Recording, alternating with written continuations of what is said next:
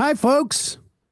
Today's episode brought to you by one of my favorite sponsors, sunsetlakesabadee.com. If you use the code LEFTISBEST, you will get 20% off. This is a great company. They are movement partners. They have donated tens of thousands of dollars to things like strike relief funds and carceral reform, Planned Parenthood, refugee resettlement. They've engaged in mutual aid up in Vermont. That's where the company is based. That's where their farms are. They use integrated pest management, so no pesticide on your Sabadee. They got smokables. They got keef. They got pre-rolls. It's a great way to maybe cut down on your booze, chill out a little bit with something different. Also, there's some people I know. I'm not going to name anybody, but maybe I'll point at somebody who likes to mix it in with their, what is it called? The entourage effect? Yeah. I think that might be your invention. And no, I think it is. And they also, they also have things like gummies to help you sleep, gummies with a little THC. They have balms and lotions with some Sabadee in it. They've got coffee and fudge. Check it out. Go over there right now, sunsetlakesabadee.com. If you use the code LEFTISBEST, you will get 20% off of everything. Check it out. They also got deals. If you get a certain amount, they give you free shipping, and they've got referral deals. Great company, great product.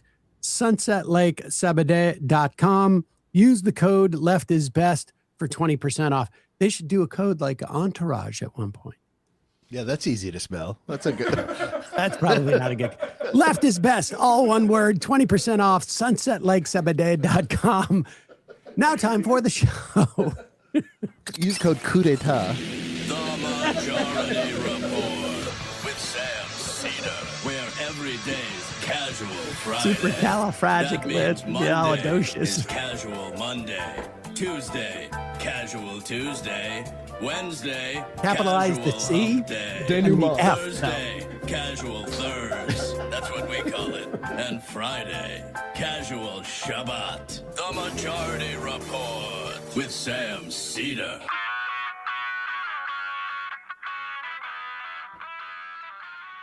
It is Friday, January 30th, 2026. My name is Sam Seder. This is the 5-time award-winning Majority Report. We are broadcasting live steps from the industrially ravaged Gowanus Canal in the heartland of America, downtown Brooklyn, USA. On the program today, Heather Digby Parton, columnist at Salon.com and proprietor of the Hullabaloo blog. Also on the program today, Bryan Quinby, Chris James, host of the Guys podcast. Also on the program today, as Chuck Schumer wilts the Senate funding deal on again, off again, and stalled again. Meanwhile, Tom Homan claimed Minnesota drawdown supposedly happening. Don Lemon and journalist Georgia Fort arrested for reporting on that Minnesota church protest last week. Federal judge says Luigi will not face death penalty. Trump to sue the IRS and Treasury for $10 billion over his tax filing leak.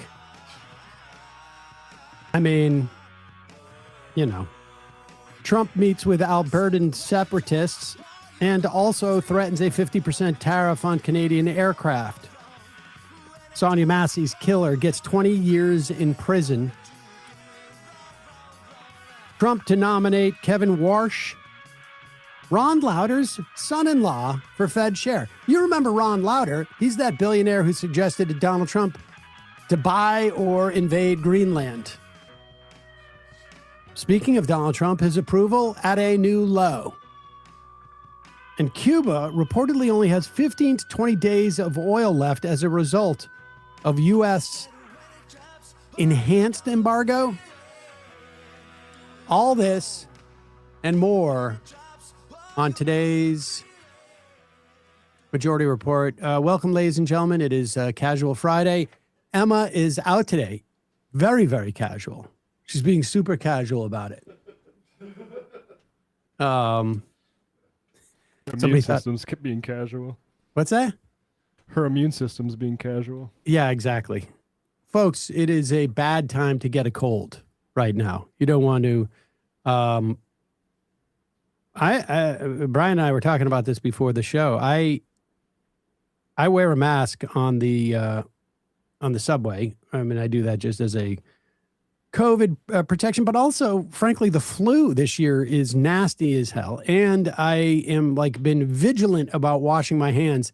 And I'm actually excited. You have to wear gloves more often than not when you get into the subway because it's so freezing. And the gloves is just one more protection. So there you go. I'm walking around with one of those Pope bless you spoons filled with hand sanitizer. And I'm just flicking hand sanitizer at everybody. Has nothing to do with germs or cold, though. That's the difficult part. Just the word of God. Lot to get to today. You'll recall, was it a week and a half ago or 2 weeks ago? There was a protest by some Minnesota activists of a church where the pastor turns out to have been an ICE regional director or field office director. And there was a protest there. People were removed. One woman was arrested, and sort of famously, the Trump administration changed an image of her as she was walking out. I've actually subsequently seen the video of the way when she was arrested. She was incredibly calm and was having conversations. At one point, sort of joked with the ICE guy, who also seemed to feel bad about arresting her because he knew this was BS. Incidentally, I don't even know why ICE would even be involved in making these arrests. But they changed her picture to make it look like she was crying. She wasn't. It's that incident. Don Lemon, yeah, that's the picture. And Don Lemon and another reporter, I should say a journalist, Georgia Fort, were covering this with, I don't know if they probably got a tip. I mean, this happens all the time. If you're going to protest, you call media and get the media to follow it. I mean, that is the most basic premise of protesting, frankly. And they recorded it, videotaped it, like we would if we were, like anybody would, really. And there was an attempt to get both these people arrested by local judges in Minnesota. The DOJ couldn't get magistrates to sign off an arrest warrant. And so I don't know, have they taken it? I don't know what the process was that they were able to arrest these two, but they have. Here is Georgia Fort announcing that there's agents at her door. Do you want to wear my black boots? You guys, I wanted to alert the public that agents are at my door right now. They're saying that they were able to go before a grand jury sometime, I guess, in the last 24 hours, and that they have a warrant for my arrest. I've talked to my attorney, and I'm being advised to go with them, I guess, down to Whipple. And my children are here. They're impacted by this. This is all stemming from the fact that I filmed a protest as a member of the media. We are supposed to have our constitutional right of the freedom to film, to be a member of the press.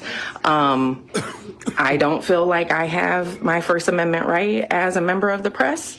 because now federal agents are at my door arresting me for filming the church protest a few weeks ago. Again, I don't have a long time here, you guys, but I wanted you to know, for me, agents are at my door right now. My attorney has spoken with them. I did send a relative outside to talk to them. They're showing some type of documentation, apparently, that they got an indictment from a grand jury. I knew that I was on a defendant's list. I did not publish it because it was under seal. And so we've done everything that we can to try and abide by, the advice of our attorneys. But right now, you guys, I wanted you to know I'm going to have to hop off here and surrender to agents as a member of the press. I filmed the church protest a few weeks. That was basically it. And I don't know why. Do we not have the longer one, or? Oh, we can keep playing. There's only the. I mean, that's basically the gist of the story. And the agent, literally, you can hear towards the end of the video, the agent knocking again, let us in. And so she had to sign off.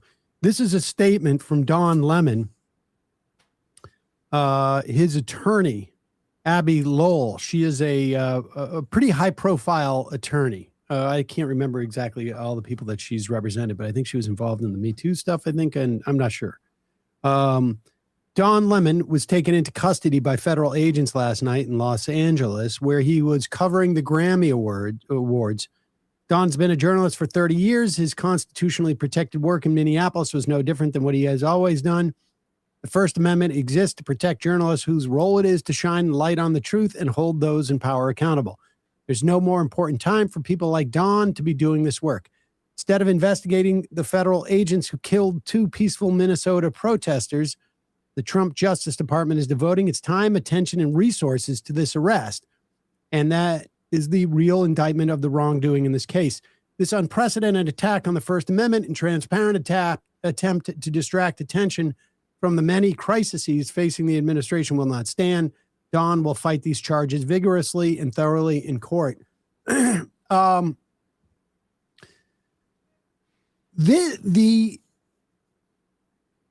We obviously don't know what the deliberations of the grand jury were or what the charges. I don't know, quite frankly, at this point, exactly what the charges are.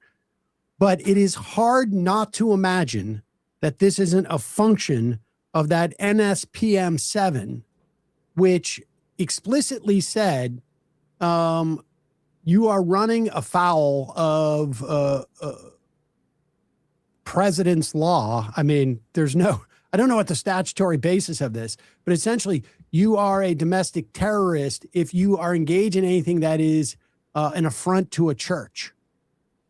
And I suspect this is a way for them to begin to work these laws into practice. Of course, it also is an attempt to chill the press, to intimidate activists, et cetera, et cetera. But understand, this is the way these things develop. I've said before, no two fascist movements look identical. And certainly, there are innovations and changes wherever it crops up. But when Anne Frank was hidden, people were breaking the law in hiding her. When Anne Frank was hiding and her family was not presenting themselves to German authorities, they were breaking the law. This is establishing these laws. And of course, now we're watching sort of like the Congress is refusing to exercise any statutory authority. And these Republicans are in league with Trump. Now, fortunately, we have a Democratic Party that is saying, no way are we going to participate in a government like that. Oh, I'm sorry. No, it's the opposite. I got confused. We're going to definitely participate in a government like this, but we will only fund DHS for 2 more weeks. I don't mean to say that we'll only fund DHS for 2 more weeks. What I mean to say is that we're going to put it We're going to fund it for two more weeks, and then we will fund it again because it's so vital. And this is where we're at now, and we will talk to Heather Parton in a moment about this funding and whatnot. But this is just the beginning. Should be noted that, of course, I believe, if they arrested two activists and two journalists, I think it's 4 for 4 are black people, just because it makes it a little bit, it greases the wheels for them in their mind, at least with their supporters. Yeah, I will also, there's 16 people arrested in Minneapolis. There's a news story here from Fox 9 News, 16 arrested for attacks, and it has a profile of a large number of them. A lot of things like blowing whistles, and was part of a group of 8 to 10 vehicles parked around ICE vehicles, quote, making it difficult for them to leave. So our DOJ, Pam Bondi... The law against making it difficult for them to leave. Yeah, man, I've been a victim of that so many times. Pam Bondi announced the names of all the people, I think it was on Twitter or something, of all the names of those people who were arrested. And I think they also released photos. All the ICE people who have in the photos have their backs turned to us. We see the faces of the patriots who did this stuff.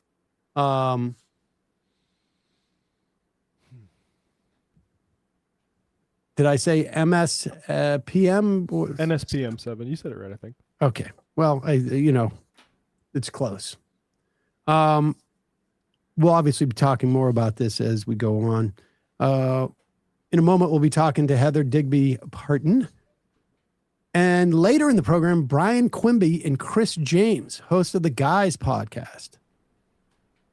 First, a word from our sponsor. 1 in 5 Americans have learned a new language on their bucket list. If that's you, you can make this the year you finally check it off with Babbel, the language app that makes grammar fun and is actually worth your time.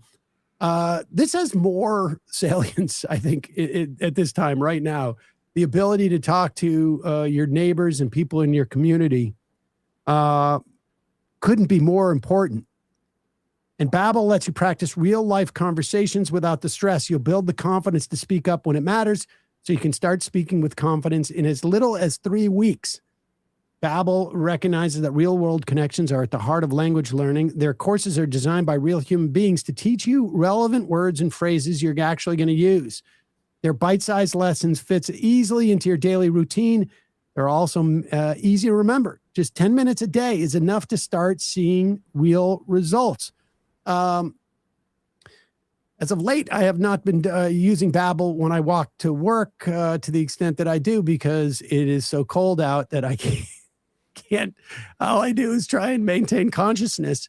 But it is super easy. They come in 10-minute bite-sized lessons. Super easy to learn stuff like La migra es un punta, or I don't think they have that one, but me gustaría un bagel con queso, crema, ceboleta y tomato, por favor. The guy at my bagel place is Spanish, and I'm getting there. The first time I tried it, he was like, what? And now I'm getting there. Babbel adapts to your learning style, keeps you motivated with personalized learning plans, real-time feedback, and progress tracking. Babbel has over 25 million subscriptions sold worldwide, 14 languages to choose from. And every course comes with a 20-day money-back guarantee. And here is a special and limited time, I should say, deal for you right now. Get up to 55% off your Babbel subscription at babbel.com/majority. That's 55% off at babbel.com/majority, spelled BABBEL, BABBEL.com/majority. Rules and restrictions may apply. We're going to take a quick break. Oh, all of that information, of course, in the podcast and YouTube descriptions, as always. And just a reminder, it is your support that keeps this show going. If If you want the free show, free of commercials, you become a member at jointhemajorityreport.com. And also check out the AM Quickie, amquickie.com. You get 3 days of news in your mailbox, emailed 9 a.m. every morning, 3 days a week for free, and then a couple of bucks if you want 5 days a week, couple bucks a month. All right, quick break. Heather Digby Parton will be joining us.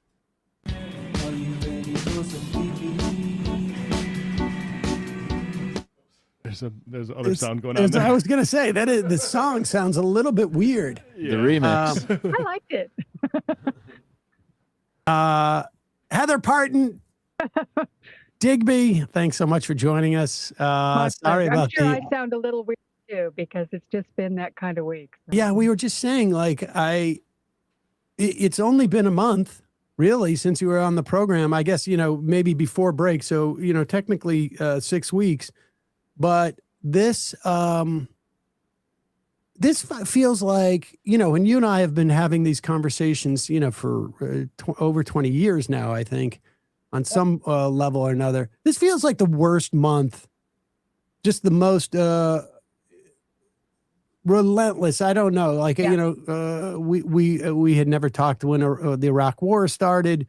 But this seems like one of the worst months for just the that I can remember in ever, maybe.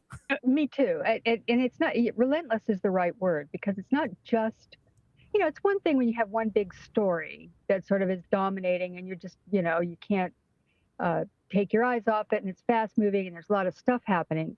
We've had half a dozen of those kind of stories within the month. I mean, we started off with an invasion of a foreign country, and, we've got, the president trying to, alienating the entire world, trying to buy or, invade another country, in Greenland, just completely blowing up the world order.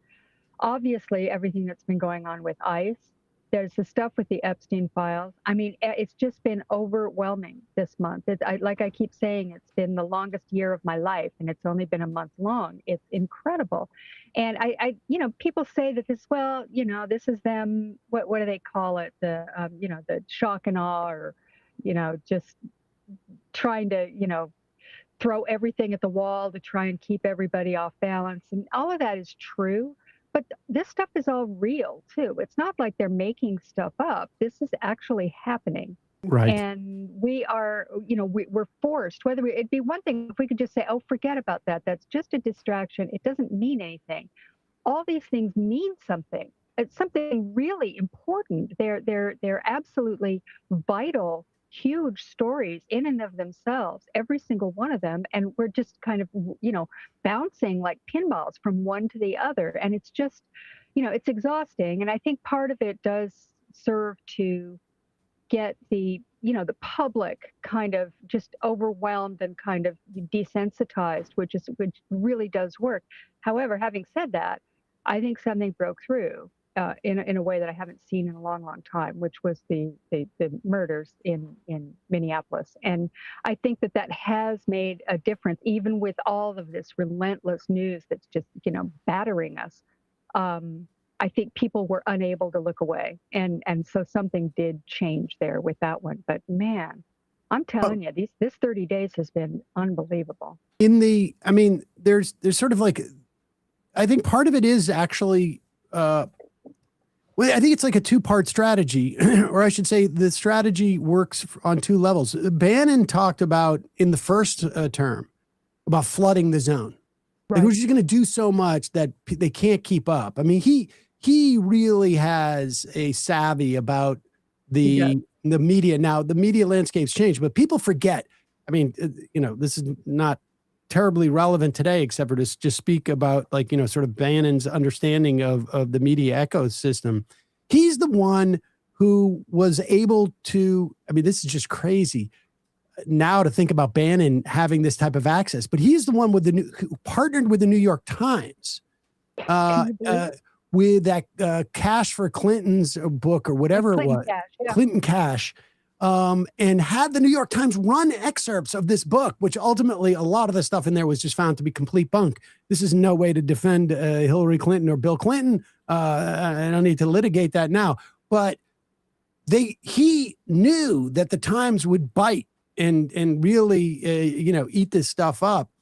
And he's also the guy who nurtured Gamergate, which ended up in many ways building that online sort of alt-right. I did not know that. He did? Oh, yes. I mean, Oh, didn't yes. know that. When he was in charge of Breitbart, Bart, Yeah. he had Milo Yiannopoulos cover it and nurture the whole thing. It all came out of Breitbart. Oh, And- I didn't realize that at the time. I mean, that was a huge story, but I only followed it peripherally because it was Same. about gaming, and I'm not, particularly into that. So I didn't really follow it. Only in retrospect have I learned just how influential that was in creating the social media ecosystem that we now live in. I mean, Totally. now pretty much rules our world. So interesting because Bannon is a very interesting character. He's, a psychopath, but he's also quite smart. And he has, I was one of the few people in that Trump world, in the inner sort of outer circle of Trump world, who has a real ideology and a real long-term agenda that is based upon, he's an autodidact and he's very, philosophically sort of all over the place, but he has formed it for himself a true ideology and has been following it this whole time. I mean, you can say a lot about these people. Most of them are silly kind of gadflies and just, cultists, but he is not one. He has his own mission. And it's it's horrible. It's dark, authoritarian mission, but he's that guy. So it's very interesting to me that he has maintained this influence wherever he is, whether it was Breitbart, within the White House, in the campaign. I mean, he ran Trump's campaign for a while in 2016. And then now, people sort of dismiss these right-wing influencers. They shouldn't. And he's kind of the king of the influencers. I mean, he's the guy who has more I access suspect than anybody. he and Miller are still sort of like working together, because much of what we're seeing is certainly in the course of this month. And between Miller and Bannon, I would say the vast majority of what we've seen this month. I mean, Bannon seems to have more of the international sort of like notion, but this is a, fascistic, imperialistic, but narrowly tailored, just a slightly different perspective on imperialism. Let's just go, let's go vertically instead of horizontally, essentially, is the imperialism here.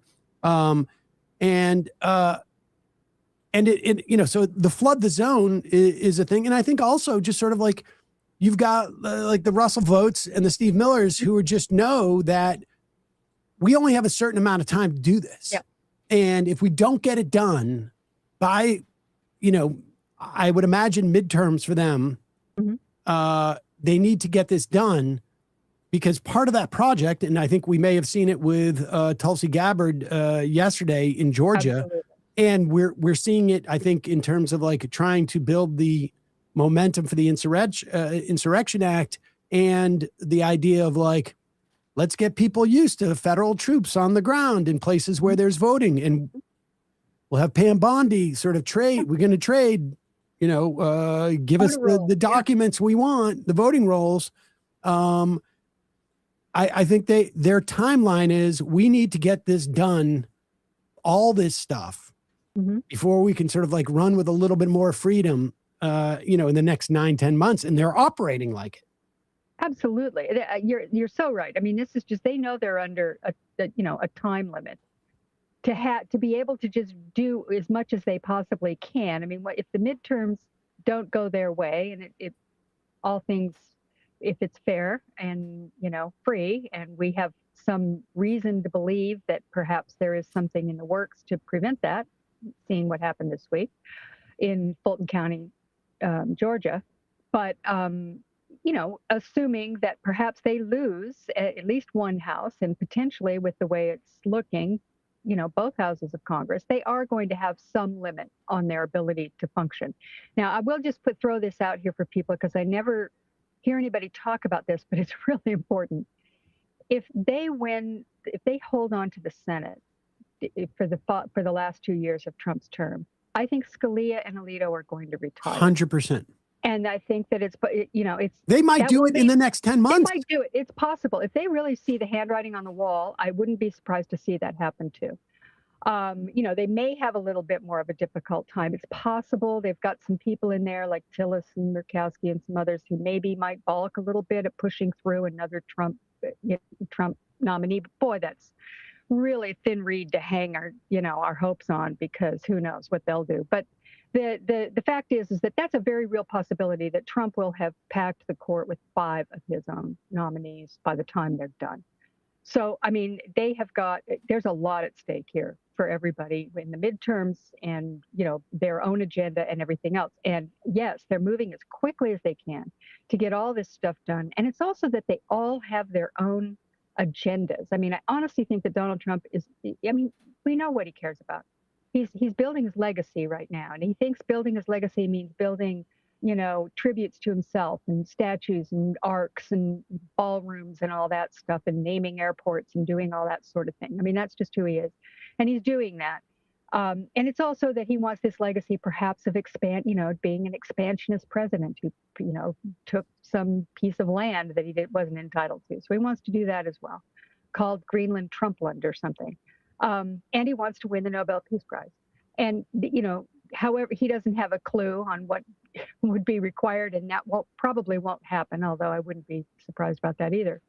But the rest of these people, Miller, Vogt, there's whole groups of them, Rubio, they have their own agenda that they've had for years. It has nothing to do with Trump. It's just that they've got this guy there who is willing to do whatever. He no longer has any restraint. He doesn't care. He's willing, he thinks they can convince him to do anything. It builds his legacy. I would put Kennedy in that same. Sure, absolutely. People who are willing to, and his is, I think sheer lunacy, but he's willing. I was reading about the Melania screening that they wouldn't allow the press into at the place formerly named after Kennedy, but now after Trump Center. Uh-huh. And somebody asked Kennedy about it. He's like, well, the Kennedy Center, Kennedy cared about the arts, and so doesn't Donald Trump. And like the abject humiliation that he is willing to suck up to for the purpose of pursuing what I think is sheer insanity. They all have that. Like, Rubio has this now. He's able to starve Cuba, which is in his long-term agenda. And all of them, and they're willing to do. And then I think also there's some of them like Kristi Noem, who just has sheer ambition. And on some levels, like those are the ones who may stumble more, is the ones who are just like, who don't even have a guiding principle as much as horrible as it is. To their sycophancy. Is that what you call that? Sycophancy, I think. Sycophancy. Okay, thank you. But yeah, this is what we're dealing with, and you made the point. You had 3 pieces out this week that I've read about how the protests are sort of like expanding and how people are becoming aware of it. And one that actually sort of like, I think is, of a same piece about the Democrats, but sort of not getting that in many respects.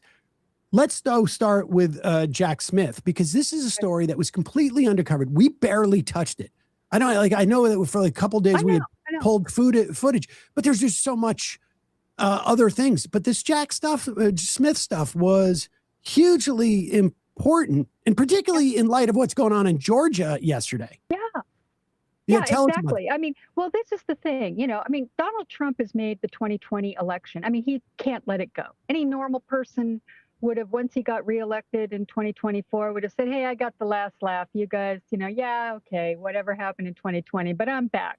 So, whatever, and let that thing go. But he can't, because he is a psychologically twisted, malignant narcissist who can't do that. So he's pursuing it. He talks about it constantly. He's kept it at the very, top of the talking points among the MAGA people. They're still obsessed with it, and he is more obsessed with it than anybody else. And so, this topic, which we saw that just this week, they sent in the FBI down there to Georgia, and to grab the 2020 ballots, and they did. And this has been on their agenda for a long time. They've been wanting to, get a hold of the ballots, and so we're still in 2020. Nobody normal would want that. If he's in his second term building his legacy, why is he doing that? He is the sorest loser in world history. And I say that is not hyperbolic. It's absolutely true. He is the sorest loser in world history because look at the power that he wields, and he's still, doing this. So, along comes Jack Smith, and I had read the transcript of his. We should just say he was a special counsel. I mean, people may not remember. Right. He was the special counsel that investigated Trump, the January 6th, and investigated the Mar-a-Lago, the espionage, the classified documents that he kept in Mar-a-Lago. And so he was in charge of those two cases, and he filed indictments in both of those cases and said that he had proof beyond reasonable doubt, they believed, to convict him on those two cases. What was interesting about it is that with all this hoopla about, the ballots and whatever, Trump's always blowing smoke about this stuff. In comes Jack Smith. And we had seen a January 6th committee, which I thought was one of the most effective committee presentations I've ever seen. And I watched the Watergate ones back when I was a kid. I mean, it was really well done, and I think was convincing to the vast majority of Americans. Everybody but Republicans, went, okay, case closed, got it. But Jack Smith comes in, and here he comes in with the main of a very, very straight arrow, just the facts man prosecutor. And he had told them in private session what he knew. I mean, to the extent he could. He's not allowed to talk about the Mar-a-Lago case because apparently it's under seal. And who knows whether or not the report that he wrote about it is under seal, and we don't know whether or not anybody's ever going to see it.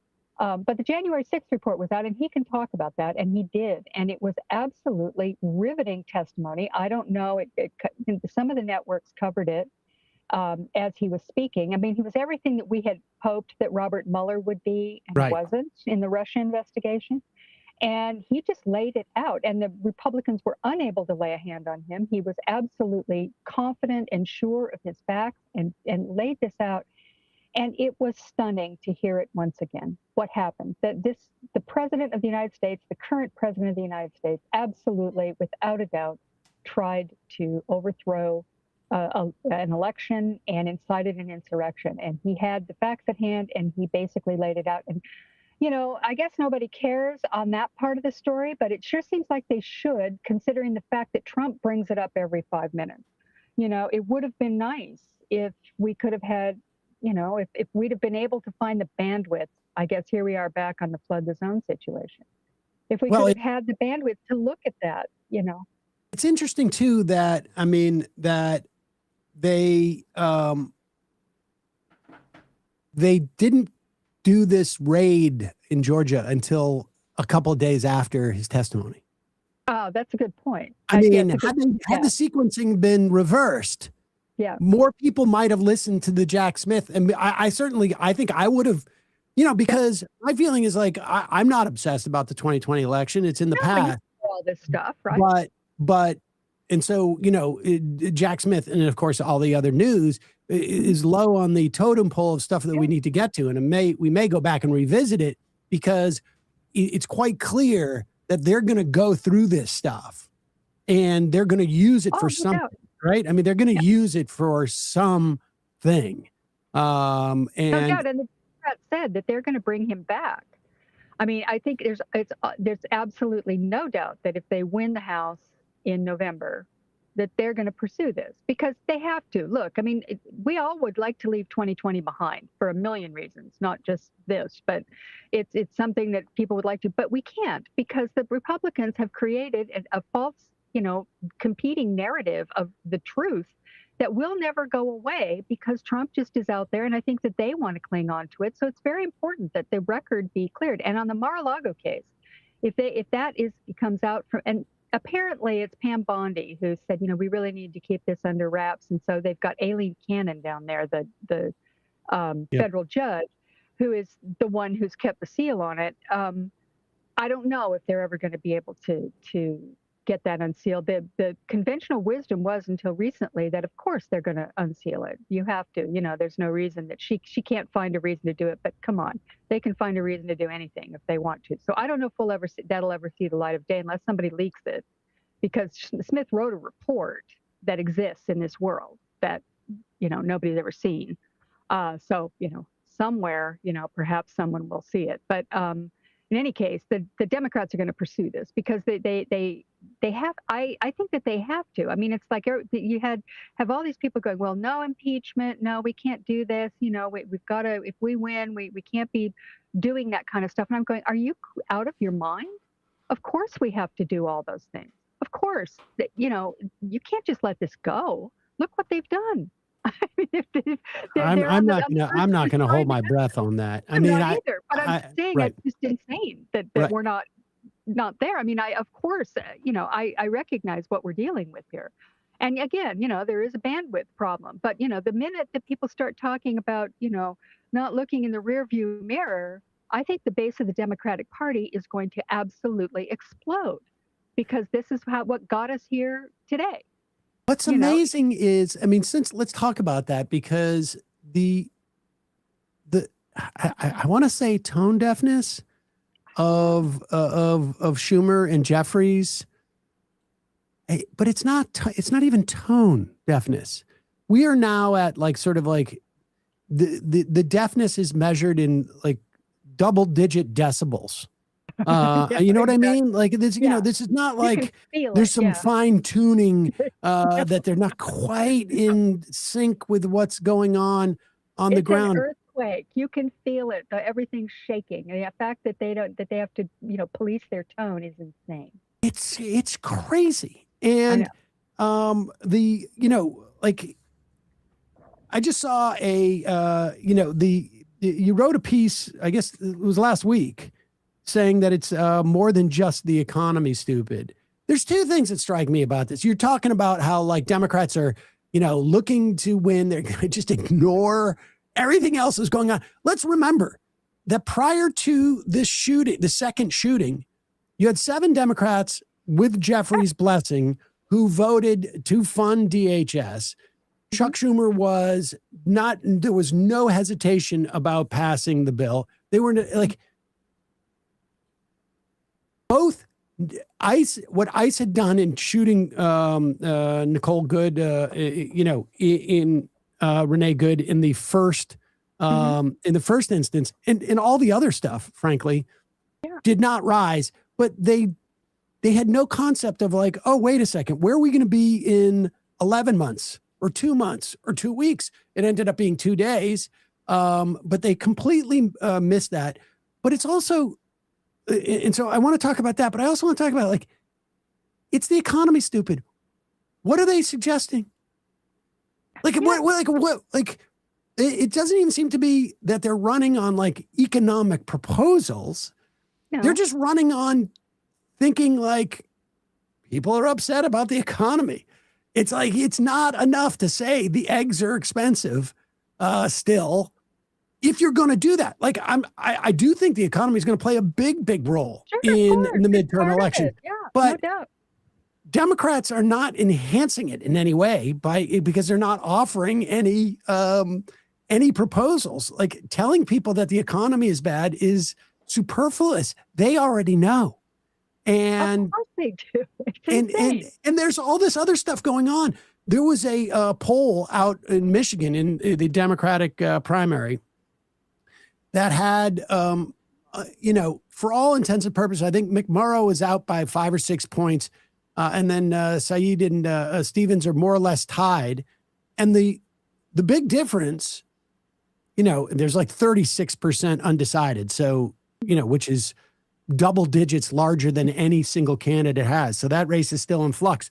But the democracy issues and the ICE issues, they're playing a big part in that primary. And, we're talking midterms We're not talking general election.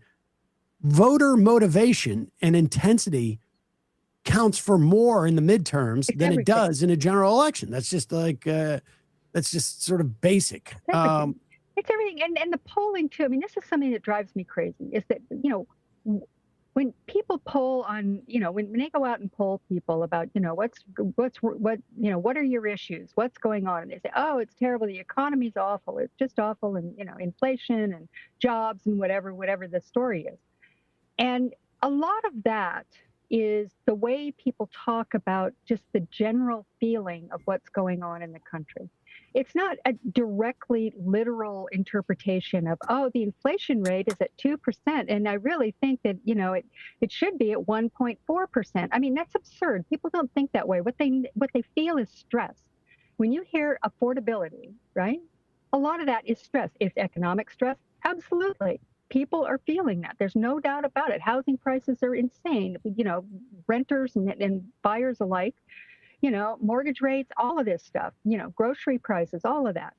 But it isn't just that. It's the sense of stress in our society that things are coming apart, that there is chaos everywhere, that Donald Trump has come in. He's completely destroying us around the world, that domestically we have a secret police force that's running around in our cities and brutalizing people on the streets. And you can see the video of it every single day. Now that people may say, yeah, well, the most important thing to me is egg prices, but that's important to them.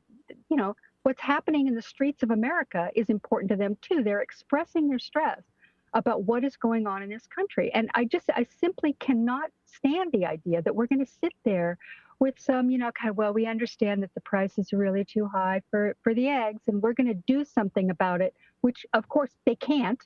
They don't have the ability as a House member or as even having the majority in the House to do anything about egg prices. This is going to require a very heavy lift of a change of economic policy that they need to talk about in a lot, sort of broader terms, like the fact that we've got this, K-shaped, economy where everybody making over $150,000 a year is doing a hell of a lot better than the bottom, 2/3 of the country that isn't. And, there are big ways to talk about the economy that make sense that we need to talk about. But, sitting around talking about how, we've got to get those egg prices down just isn't going to get it done. And by the way, it will lead to disappointment in 2028, because if the Democrats do win and, none of that stuff is going to be fixed, they're going to have to run in 2028 and say, yeah, well, we wanted to do something, but we couldn't because, That's a great whatever. point. Don't raise expectations on some specifics like that. You have to talk about it in bigger terms. And I honestly believe that voters will respond to that. They want somebody to kind of get it. Like, things are hurtling out of control in this country and we're freaking out. Okay. I mean, you've got people, Minneapolis to me is just such an incredible inspiration. I never expected to see this. I mean, this is like 0 degree weather. You've got, moms of preschoolers and, grandparents, out in the streets, actually protecting their neighbors and saying, look, I don't know these people down the street, but I don't want some thugs walking in and grabbing them and throwing in the back of a car and driving away. I'm not going to let that happen because I'm an American and I believe in certain things. And, you see this all over the place in cities. We see it here in LA. There are people who are coming out to actually do something practical. And, what does that say to you? They don't, they're not going to trust the cops to come along and help. Right. They can't call somebody. They have to do it themselves. And this just says to me that, people get it. They're getting the fact that there is a massive crisis in this country. And here you see Schumer and Jeffries coming out and I don't want to blame all the Democrats because some of them have really been great. I mean, they've come out and there are plenty of them and you can sense their frustration with the leadership as well. Because you hear them and they're just kind of gritting their teeth and rolling their eyes and going, come on here. But those two leaders and, some of the others that are just unwilling to sort of grasp the moment, and the voters are begging for the Democrats to grasp the moment. That's the reason why all the polling shows Democrats are less popular than Republicans right now as a party, as a brand. And it's because Democrats, their own party, is saying, yeah, we have no faith in these people. It's so frustrating because this is a moment, man. If you want to reach out and become, really prove yourself as somebody who is worth voting for, now is the time. It's here. There are two things. One being that notion of just like egg prices are down and creating an expectation that, and egg prices obviously is just an avatar for that sort of large. But the absence of a plan that is like in some way signifying change and difference, right? Like obviously Mamdani's running in New York City. You can't take his plans necessarily, although I think you probably could, but I mean, just for the sake of argument, it's a blue city, whatnot, but he's running a race that has a similar dynamic, right? I mean, Cuomo represented one sort of style of politicking, and Mamdani another. And I think there is an analog here. And so you don't necessarily have to come in and say free childcare, although I think you should. But you need to have a plan that is distinct and unique and different. And if you're going to run on the economy, otherwise just saying, egg prices, blah, blah, blah. And that way you can also say like, step one, we take the House. Step two, we take the Senate. Step three, we take the presidency. And step four is universal health care, single payer health care or whatever it is. Abolish ICE. I mean, expand the Supreme Court. I don't care what it is. I mean, whatever it is, there should be. There's so much, and on top of which, like I'm just find it shocking the way that like Schumer and Jeffries are. The entire theory about like if we don't exist, we have a better chance of winning, and I just find that so incompetent and misguided. And we're already seeing like it's quite possible the Democrats take the Senate in the fall. I mean, a lot of things have to happen. Yeah. But we should also note that, like, if they do, it's probably going to be with Chuck Schumer's handpicked candidates only winning half of those primaries. Just sort of like this sort of no doubt. The low hanging fruit, and they will give him credit for it. And it doesn't seem like anybody in the Senate is stepping up, but he's putting out stuff like, Brian, do we have that on that sound sheet? The no more effing. Where Chuck but I Schumer's can get it for you. Yeah, just pull this. Brian just, I guess, sent this to me just to see if I would have a heart attack. But the Chuck Schumer's out there, and it is just absolutely like the level of incompetence and the complete like you can see in this statement that Chuck Schumer put out. You can almost see the money entering into the bank account of a consultant who, like, as the words come out of his mouth, it is like literally like a Venmo into a consultant's account. Do we have it? Yeah, it's on his Instagram. So just give me a second here to have this playable. Put this up, Brian. It is there. It's unclear who they think this is moving. I just don't understand. It's a temperamental thing. It's like these are people who are absolutely terrified, I think, of taking a risk and, getting out there and being blamed by somebody. I don't know who they're afraid of these days. I mean, David Brooks. I mean, this is and we should be clear. I think like there is an incompetence and that is bred by this temperament, but that temperament also exists, I think, in the context like of a corporate mentality. Oh, sure. Like this is like cover your ass and just don't stick your neck out. And that's the way you move up in the. Yes. All right. Here he is. This is him responding. This is. And I should say, folks, not safe for work. Not safe for work. Noam and Stephen Miller are fucking liars. Any administration that allows them to continue in office is rotten to its core. The vote on appropriations is coming up Thursday night, and Democrats will not let the Republicans move forward if ICE and DHS funding are in the bill. Kristi Noem and Stephen Miller are fucking liars. Ooh, he's First of all, What if Chuck man? Schumer was on Cameo, this is exactly what I would pay him to do, just to destroy Sam. so true. I can't find my glasses, but My God.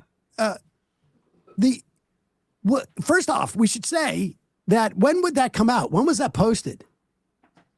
The day I sent it to you, so like 3-4 days ago. Okay, in that time, he already backed off that I threat know. about I know, DHS that's what's funding. hilarious. Yeah.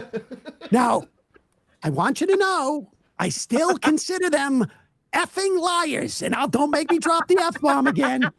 They're now funded liars. They're now funded liars.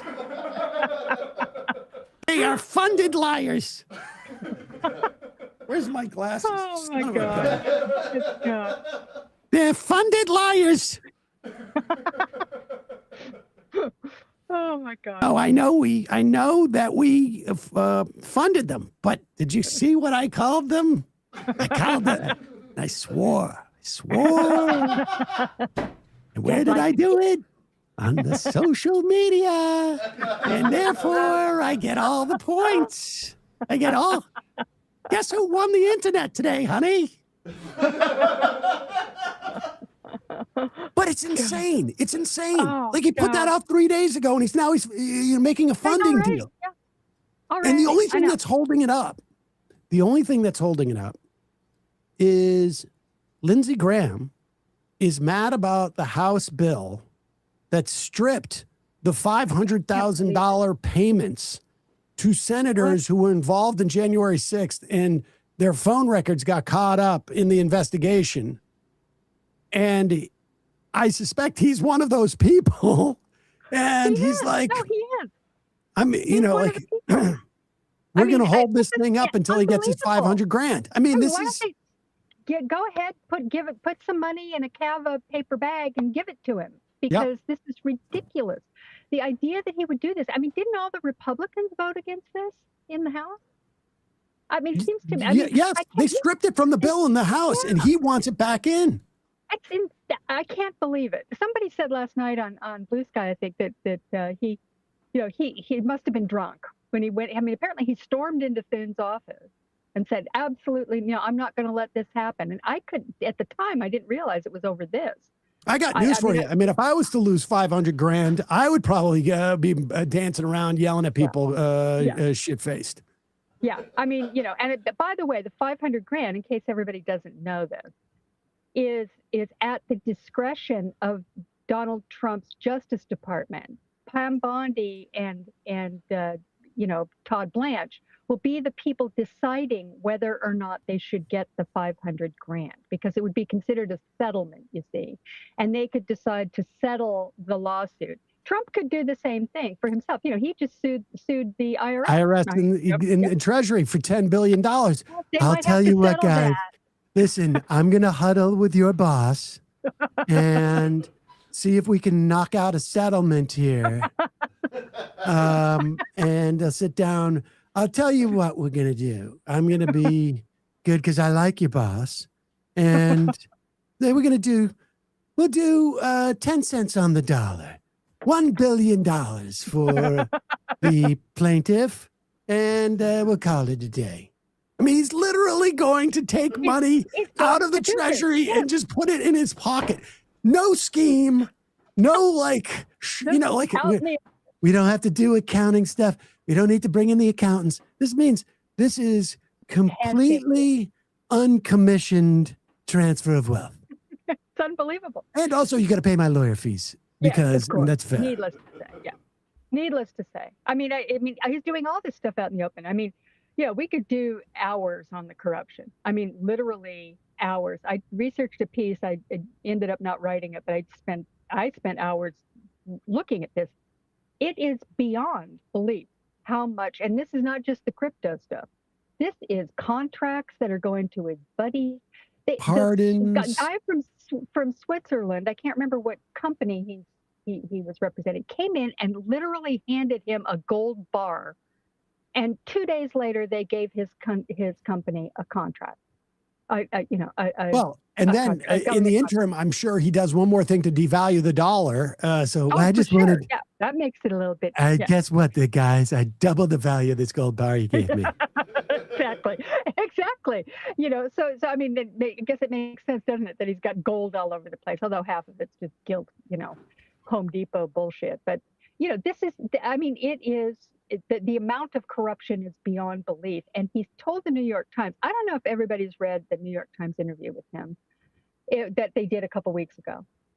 Really worth looking at the whole thing. Read the whole thing. It's very long and really voluminous. You have to read it because it is the best insight I've seen in a long time into Donald Trump's current thinking and the way that he actually is approaching this. He just basically is just saying, you only live once.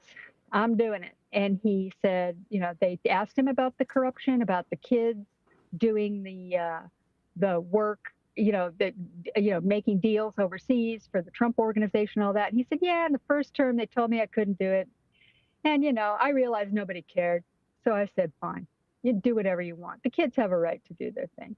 I mean, this is the people that went after Hunter Biden for a job he had in Ukraine. What was it, 8 years prior that he briefly held a job with some gas company in Ukraine, and they tortured that guy. I mean, they basically tortured him.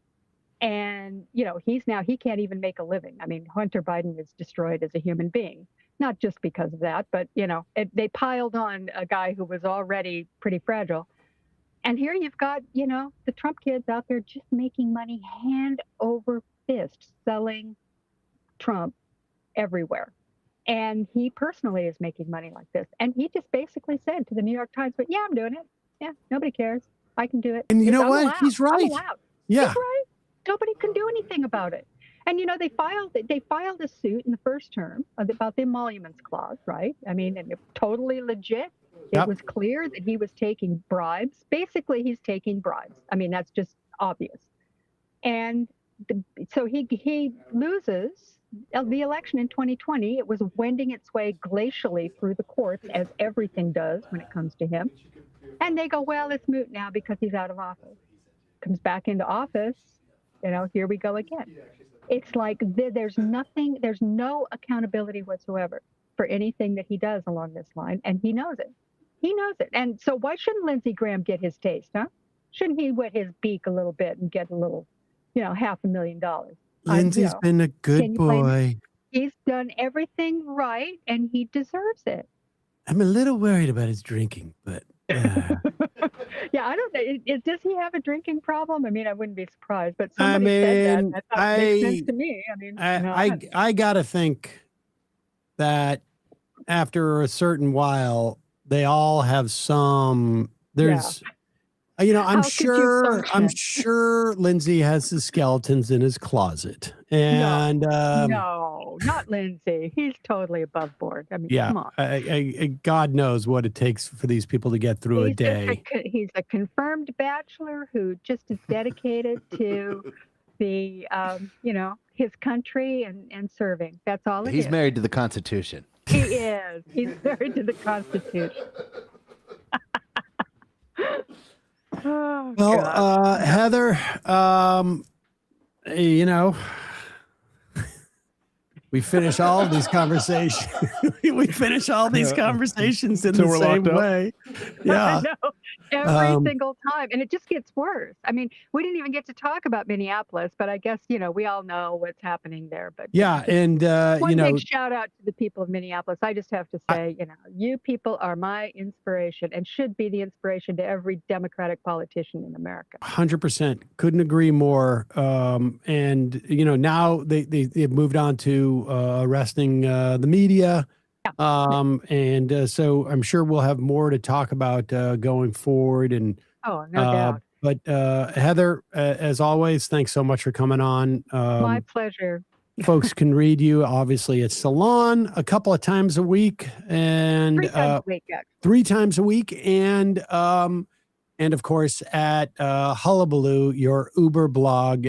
Is it still Digby says? Digby'sblog.net. Oh yeah, I don't even have to look at. I just 25 years. I know that's all my browsers. As soon as I put DI in, it all just fills in by itself. Heather Parton wanted me to change it, but I just went, I'm old school. OG exactly. blog. Heather Parton, thanks so much. Really appreciate it. Thanks for having me. It was great. Thanks. All right, folks. It is Casual Friday, and we're trying to, it can't be every day, every moment about the horrors that exist in our society. Although I have no reason to believe that we're not going to be talking about the horrors in 5 minutes. But we're going to take a quick break. And when we come back, Bryan Quinby and Chris James, host of the Guys podcast. Let's find out what the guys are up to. It's my masculinity sort of training podcast. I'm trying to butch up a little bit. So let's get these guys on. We'll be right back after this. We are back. Sam Seder on the Majority Report. Emma Vigeland out today. So casual on Friday for her. Joining us now, very excited to have on the program, Bryan Quinby and Chris James, host of the Guys podcast. Hey, guys. Hey, I'm the host. Chris is the I'm co-host. the co-host. My name's not even on it, which you'll notice. It's called Guys with Bryan Quinby. So, and it reflects in the pay. It reflects in every aspect of it. That's how we do it around here. Emma's out today, but yeah. But I feel like, I don't know. It seems strange. It feels like we do the same amount of work. We're on the same amount of, anyways, that's for the we don't do the same amount of work. I'm working all the time. He was literally just on his 7th vacation of 2026 out in Miami. I don't vacation that much. He thinks I vacation. I work when I go on vacation. What do you do when you work on vacation? Podcasts. I mean, he doesn't. I guess he claims he gathers material, I guess, and that he gets himself into hijinks that he can then talk about on the show. I didn't get into hijinks this last time, except for the weird Airbnb situation with. Wait, what? Did you literally just come back from vacation at the beginning? I just got back from Key West. He was just in Florida for 10 days, and I was genuinely working during that time because I have to edit the episodes and stuff. And so I was sitting there working long hours, and he's posting all these photos in the Florida Keys. Yeah. I didn't like it there, though. I didn't like either place. So there is a lot of guys in the Florida Keys. Wait, you're in Key West and where? Miami. I didn't enjoy either place. What were you doing there? I wanted to be warm for a week or so. And I usually vacation. Okay, no, I get it. Hey, I'm really sorry you didn't enjoy yourself. I did enjoy myself. Kind 0 degrees out here. Yeah, it's 16 here, but I did enjoy myself. I was with my wife. I saw a bunch of alligators and stuff like that. I just thought the cities were bad, but I did. He went when the National Football Championship was happening in Miami. That was when he picked to go. I did not know that. I landed the 2 days before, and it was a nightmare. Did you take vacation during Christmas too? Oh yeah, well, of course he's got to take Christmas vacation. It's kind of long. Our Christmas vacation is kind of absurd. I will say that. We usually go from December 13th to next week. We start back next week with the real. We get in there and get the real work done starting sometime next week with Big Boobs Guys. Yeah, we're doing an episode on Big Boobs Guys. Guys who are obsessed with big boobs. Okay. All right. Yeah. So back to the grind. Yes. I can't work on this. I usually work on a treadmill. I can't do this episode on a treadmill because I don't want people to walk in and think I'm just looking at big boobs because I'm not. I'm doing it for work. Mm-hmm. Wait, so you record your episodes while you're on? He gathers the footage when he's working out in his gym. Scrolls his phone, right? Yeah. I just sit and scroll my phone while I'm walking at an absurd incline. but like I can't do that when I do an episode like penis guys or something like that because there's gonna be penises. All right, I think this is an appropriate time to explain to people what the premise of your show is. It's about guys. It's sociology. I did actually, for real. I went to school for sociology, and it just really. I'm not going to say it's smart because it's the dumbest show in the world and it's nasty, but it does. I go around, I find posts, Quora, different articles and stuff essentially about covering like each week we cover a different group of guys that has made one thing their entire life, their entire personality. They base it all around one thing, and we kind of study how that makes you, alienates you from the rest of the world and makes you kind of a bizarre person. So yeah, we read their posts and arguments online, classic rock guys, whiskey guys, guitar guys, and like they all have problems with their wives. That's like the main thing. My wife is mad that I have bought 17 guitars this year and we have issues paying our bills and things of that nature. Yeah. One of the most famous things from the show was on the Guitar Guys episode where this guy was like, how am I supposed to, my wife keeps telling me I'm buying too many guitars, and like everybody's giving him advice. And one guy just goes, ask her how many hair straighteners she has. So like women collect hair straighteners. And what? Well, they put them up on their wall behind them. Like they don't even play them all. It's like, yeah, that's right. It's when you The hair straighteners? Well, This is a 76 Revlon. No, the guitars. But these guys are obsessed. Every time somebody's wife is like, you're doing this too much, they always are like, ask her how many pairs of shoes she has. Like it's just anything a wife might have in a 50s sitcom. Exactly. Incidentally, men also have shoes. Oh, yeah. I just wanted to let everybody know. We just way gotta do that qualification for people, just so they know. Men also have a lot shoes. A lot more than my wife. A lot more. Same here. I have a lot more shoes than my wife too. The guys who we're dealing with are not. Yeah, they're not necessarily. We're not into shoes though. We're not shoes guys. Don't. No, I got you. Take us for that. What kind of guys are you? Are you like, I know Bryan, you're kind of a Lego guy. Chris, have you identified with any kind of guys? Well, I became a bowling guy. We did bowling guys and we covered it, and I remembered, hey, I kind of like bowling. So I got a ball and shoes, and I started going to this local bowling alley where nobody is taking it seriously. It's all like families and stuff, and I'm putting on my really shitty looking shoes and pulling up my custom ball, and then oftentimes bowling a much lower score than a family who's just in there enjoying themselves. But I got decent. I got my whole goal before the end of 2025 was to bowl a 210 pin, which is not that easy to do. And I did. I cracked it. I got a 200 on like the 29th of January. So I got decent. That's pretty good. 200's pretty good. I mean, 300 is like perfect the top. score. Which I've bowled, actually. I haven't. Bryan's got a ring from his dad, a 300 bowling ring he stole from his dad, and he is erroneously claiming to have bowled a 300. So that's your Nobel Peace Prize? Yeah, I don't know if erroneous is the right word. I think lying. No, it's not a lie. Nice. My dad, this is what happened. This is what happened. I bowled a 300. They were out of rings. So my dad was like, here, you can have one of mine, and gave it to me. So that's how I got that. I mean, Bryan struggles. I've seen his bowling score. He struggles to hit triple digits. In fact, I had a terrible game when I was bowling, and I was like, "Holy shit, I'm like at Bryan level right now." That's what I was thinking in my head. What about let's talk. Matt wanted me to ask about the Alien Guys episode. When was this Bill Maher clip from, Matt? Oh, well, this is a new clip, I think, that we haven't seen. I thought we'd sort of use the Alien Guys to explain the premise, but they sort of did that. But we have a new Alien guy, which is I know a guy that Bryan and Chris are familiar with, which is Bill Maher. And we love him. We have a short clip here of him talking about aliens. Is it on his show where he gets drunk where he's drunk and stoned? I love the show where he gets extremely drunk and stoned and then explains how he's an alcoholic sex addict for an hour. It looks to me like the aliens kind of want us to know that they're here. It doesn't look like they're hiding it much anymore. They may be saying, Jesus Christ, these people are taking a long time to come around to what is fairly obvious, you know.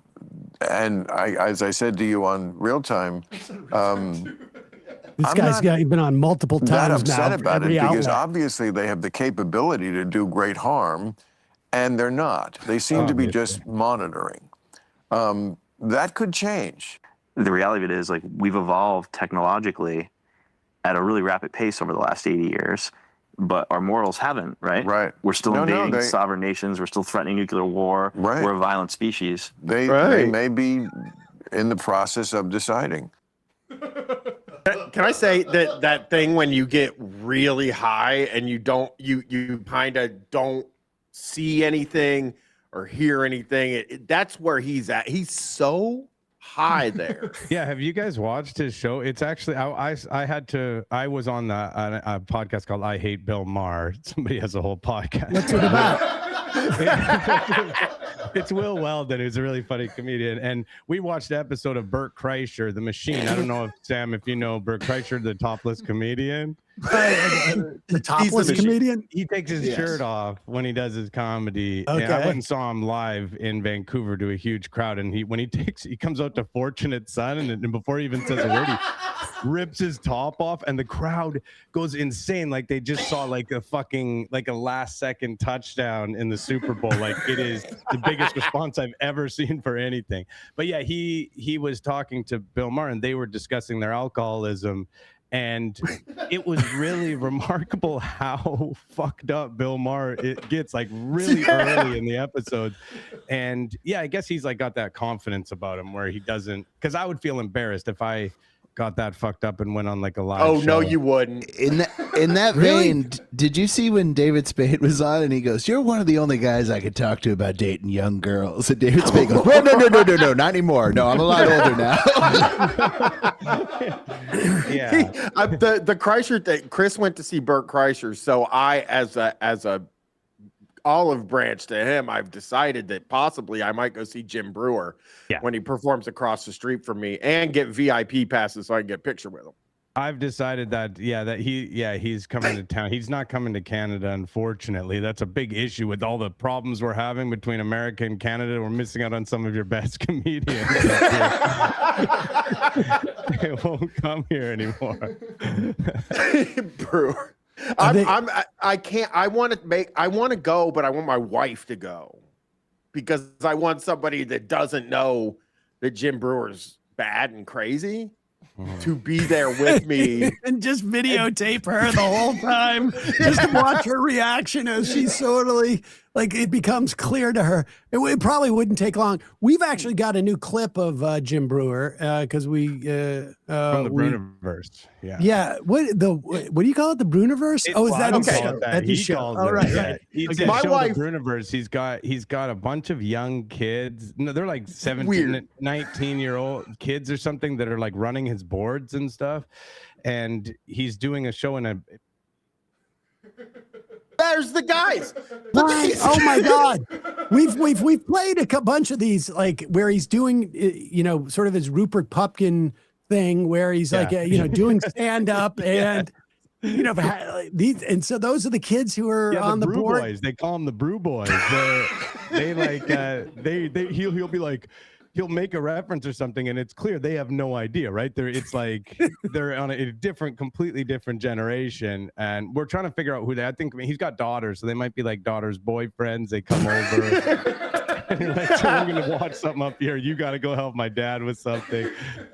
They're trying to become heirs to the Jim Brewer fortune. The Goat Boy fortune. Well, which Chris, I have an action figure of Goat Boy in my office. Chris has a theory about Goat Boy, right? Oh, my theory is that about Jim Brewer is that if you guys remember Goat Boy from Saturday Night Live, my theory is. Are you kidding? Of course. One thing but my theory is that Goat Boy is the real guy, and Jim Brewer is a character that the Goat Boy does. But yeah, those young men, because we had wondered forever who those guys were. And then they showed them, and Chris was like, well, we probably shouldn't show this. They're his sons. And then somebody in the chat was like, no, they're not his sons. He has daughters. And now we're just like, why are 17-year-olds helping Jim Brewer do his weird basement? I have an idea. I think it has to do with like the $350 an hour that he pays. You can use the gaming PC. Yeah, exactly. That's what it seems like too. That because one guy, I don't know why he needs 3 people. By the way, like he needs one of them to say. He needs just one of them to tell him to stop messing around with the microphone while he does. He makes the mic. It makes all these noises when he holds it. Yeah, because he walks around like Freddie Mercury with like half a mic stand. He's got so much. He's got all that energy and stuff. And then he went on Kill Tony recently.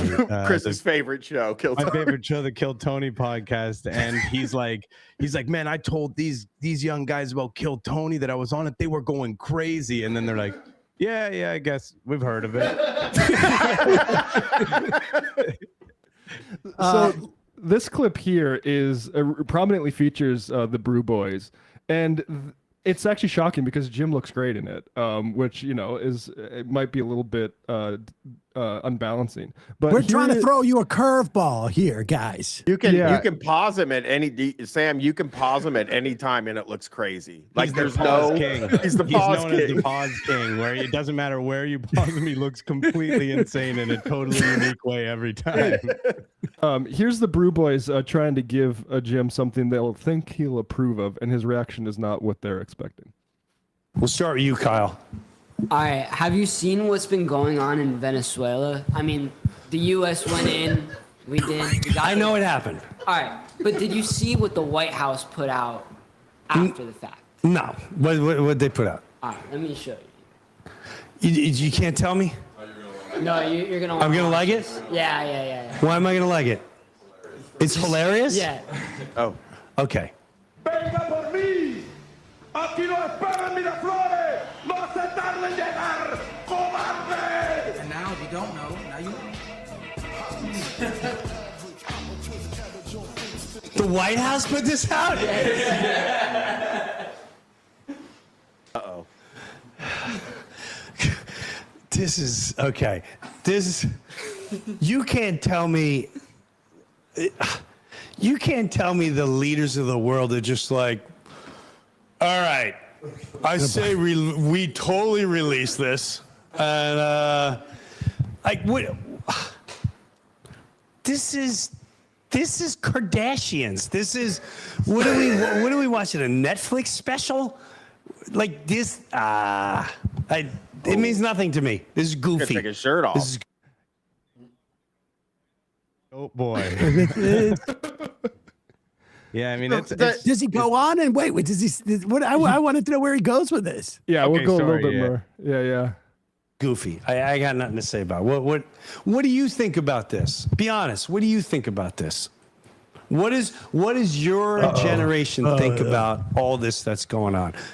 What do you think we were doing? First of all, do you think it really happened? Let's start with that. I don't. Do you think it really happened? Is so young. That guy in the middle is. If that kid.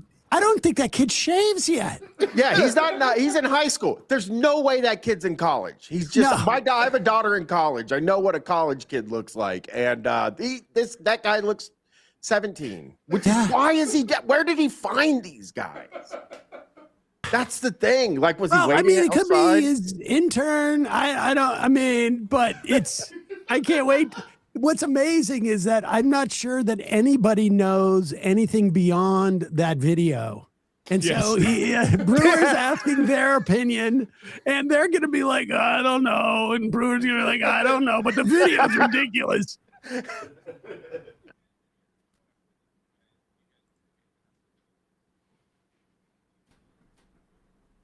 Wait, what?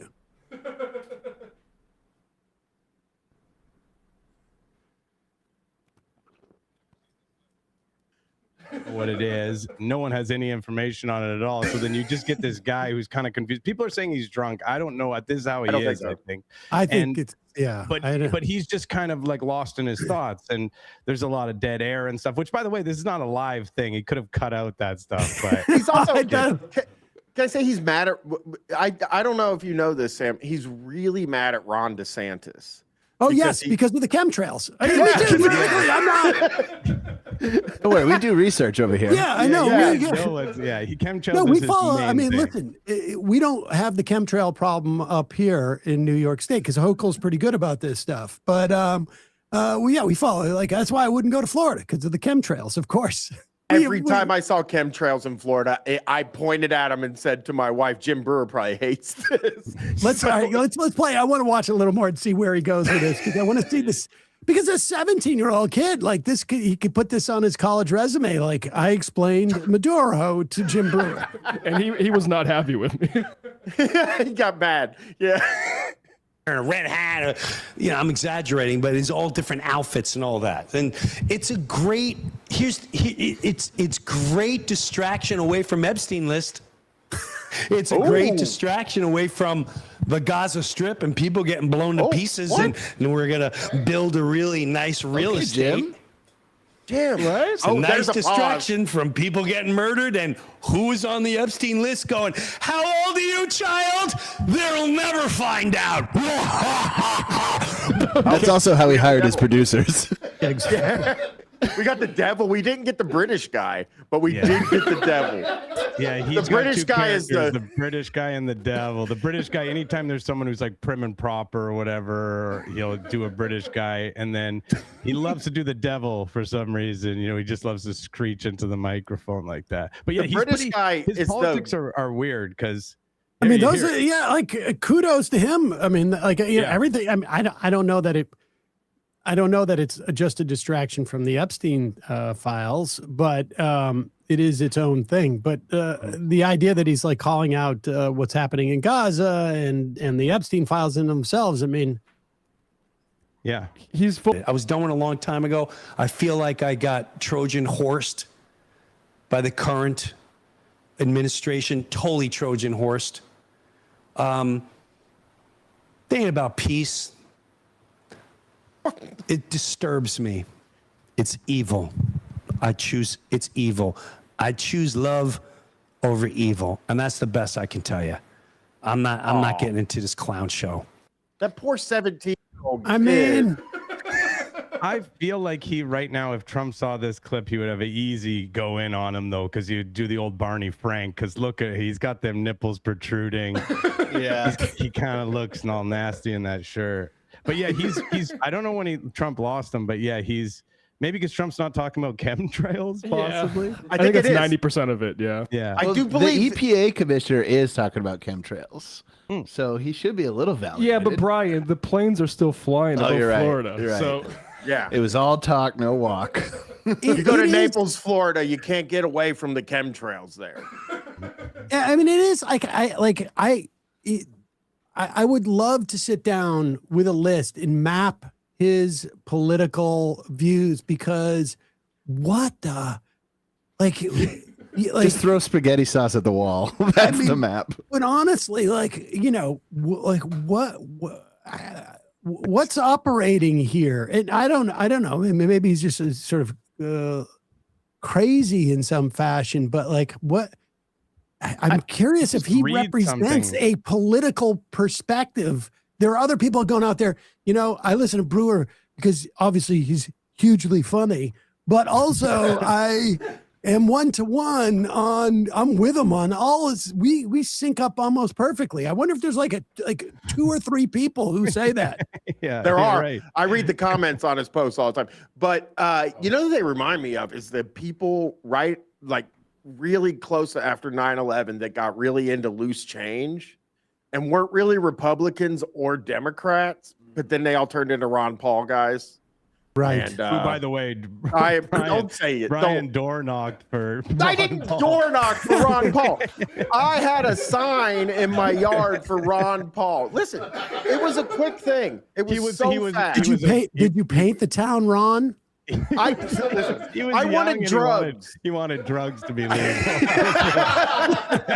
I was really, really addicted to pills at that time, and I was like, imagine if I could go to the grocery store and get these things. So material. You had a material. It was like your politics were informed by material needs, and he had a policy to provide for it. I will say this. I do want to say I listened in 2003. I was listening to like Rush Limbaugh and shit like that in my van when I was working. And then I seriously, no bullshit, started listening to the Majority Report in 2004. And that was like what turned me into that's from very Ron common. Paul. That's common, I think. Rush Limbaugh to Majority Report. The pipeline. Limbaugh to Majority Report pipeline was pretty pronounced, particularly I'll say what I think happened. This George W. Bush guy, I was training him at the cable company, and every day he was bringing me stacks of paper. Oh, not literally George W. Bush. Okay, no, okay. No, he would bring me these stacks of paper and be like, "This is proof of the WMDs and all this stuff." And I think I hated that guy so much. I was just like, I'm not Republican anymore. And then Air America launched, and I was listening to it all day. I was like, download it. Sorry. Oh, that's awesome.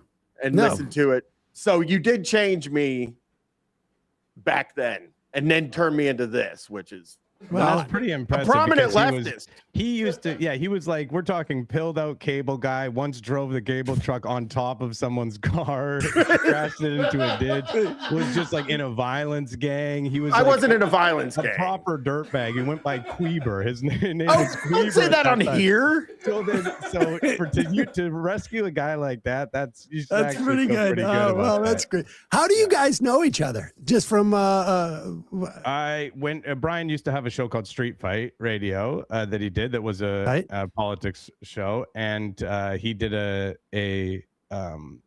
series called Shocktober. Did you call in as a fake caller? And no, no. I wish. No, I never did that. I came on on Shocktober. We started doing Felix Biederman from Chapo and Bryan and myself did a series called Shocktober that we still do now every October, where we cover shock jocks like Bubba the Love Sponge and Man Cow Mueller and people like that. The Grease Man, who's one of our favorites. I don't know. Grease Man, holy shit!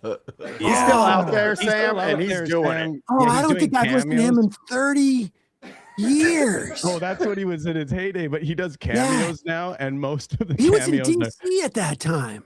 DC 101. I used to listen to him in the morning at DC when I was like 18. I was working in the Hill, and I used to listen to the Grease Man. Yeah, for anyone who doesn't know the Grease Man, one thing is like on Futurama, Zap Brannigan or whatever, that character that Billy West did was based on that voice. Like he was basing his voice partially on the Grease Man. He would do these crazy, like wild, wacky voices. But yeah, he still does cameos now. It's one of the saddest things ever. He's extremely elderly. He must be like in his 80s. He's almost as old as the camera is close to his face when he records a cameo. And most of his cameos are from us. We don't buy them. Yeah, like people who watch our channel or listen to our show, they'll get them to say a bunch of silly stuff or whatever. But stuff about swingers and stuff like that. Yeah, like they Sam, what do you know about the pineapple lifestyle? I barely remember. I just remember. I honestly, like, if you guys had not brought him up, I would certainly have passed away without ever thinking about him again. And I'm trying to I just remember the Grease Man. I just remember the name of the Grease Man. I remember he was like a morning guy. He was the biggest. I feel like I won tickets to the Dead and Tom Petty and Bob Dylan that summer from him. That's incredible. It's what did so you cool. Did you have to let him tell your wife that she was going to give him a snarling or something? I don't know what it One of was. his big things is he'd have people give the phone to their wife in bed, and then he would say really horrible things. Yes, I remember that. My God. He got fired twice for extreme racism. Like in a way that was like the first time he got fired, it was insane. The stuff That's how he you built a career in that era, I think. But the second time was Yeah, the second time was like, I mean, it was pretty abhorrent stuff that he said, but yeah, which was kind of wild, right? Because he's this wacky kind of guy, right? He wasn't a political person, so he was this wacky dude who then came out and was like, showed himself to be this really bad racist and never really recovered. He started doing a call out show for where he was like, it was like he paid for his time and he would literally, people would give him the numbers and he would call them. And we have one clip we love to play where the guy's just like, I'm just heading out the door, actually, Grease Buddy. You don't really have time to talk to you. And that was kind of the vibe of it. You know? Really sad. I do say that is an amazing idea for a show, though. It's just like calling people who don't want to talk to you. Like, no, listen, I'm on the radio. I really need to. Okay, all right. Well, I'll catch you later. I have 20 hours of the Grease Man on my computer right now. If you ever need Grease Man, content, I think I've been satiated by just like remembering him. I think that's enough. Do you listen to any other? Did you listen to any other like No, I guess Man Cow. I know Man Cow. I definitely listened to Man Cow because he was right wing by the time I listened to him. But I would listen to a lot of right wing talk radio. When and then like Nori, I would do Coast to Coast, mostly with Nori, a little bit with Art Bell. I mean, I listened to a lot of talk radio as like over Bubba the years. the Love Sponge, no Bubba the Love Sponge. You aren't a Bubba the Love course. Sponge. I remember Hulk Hogan's friend. Yeah, Hulk's buddy. Well. But a lot of times when I was listening to radio was also like, when you actually had to listen on radio, like there was like Phil Henry before, early Phil Henry. Although at that time, I think you get CDs too after a while. Yeah, well, those guys would put out CDs always. That was a huge thing. They would put out compilations and they'd be like, I have those too. Yeah, I've got them. Brian's got, people send us all this stuff. I have this Grease Man record that somebody sent me. Oh my God.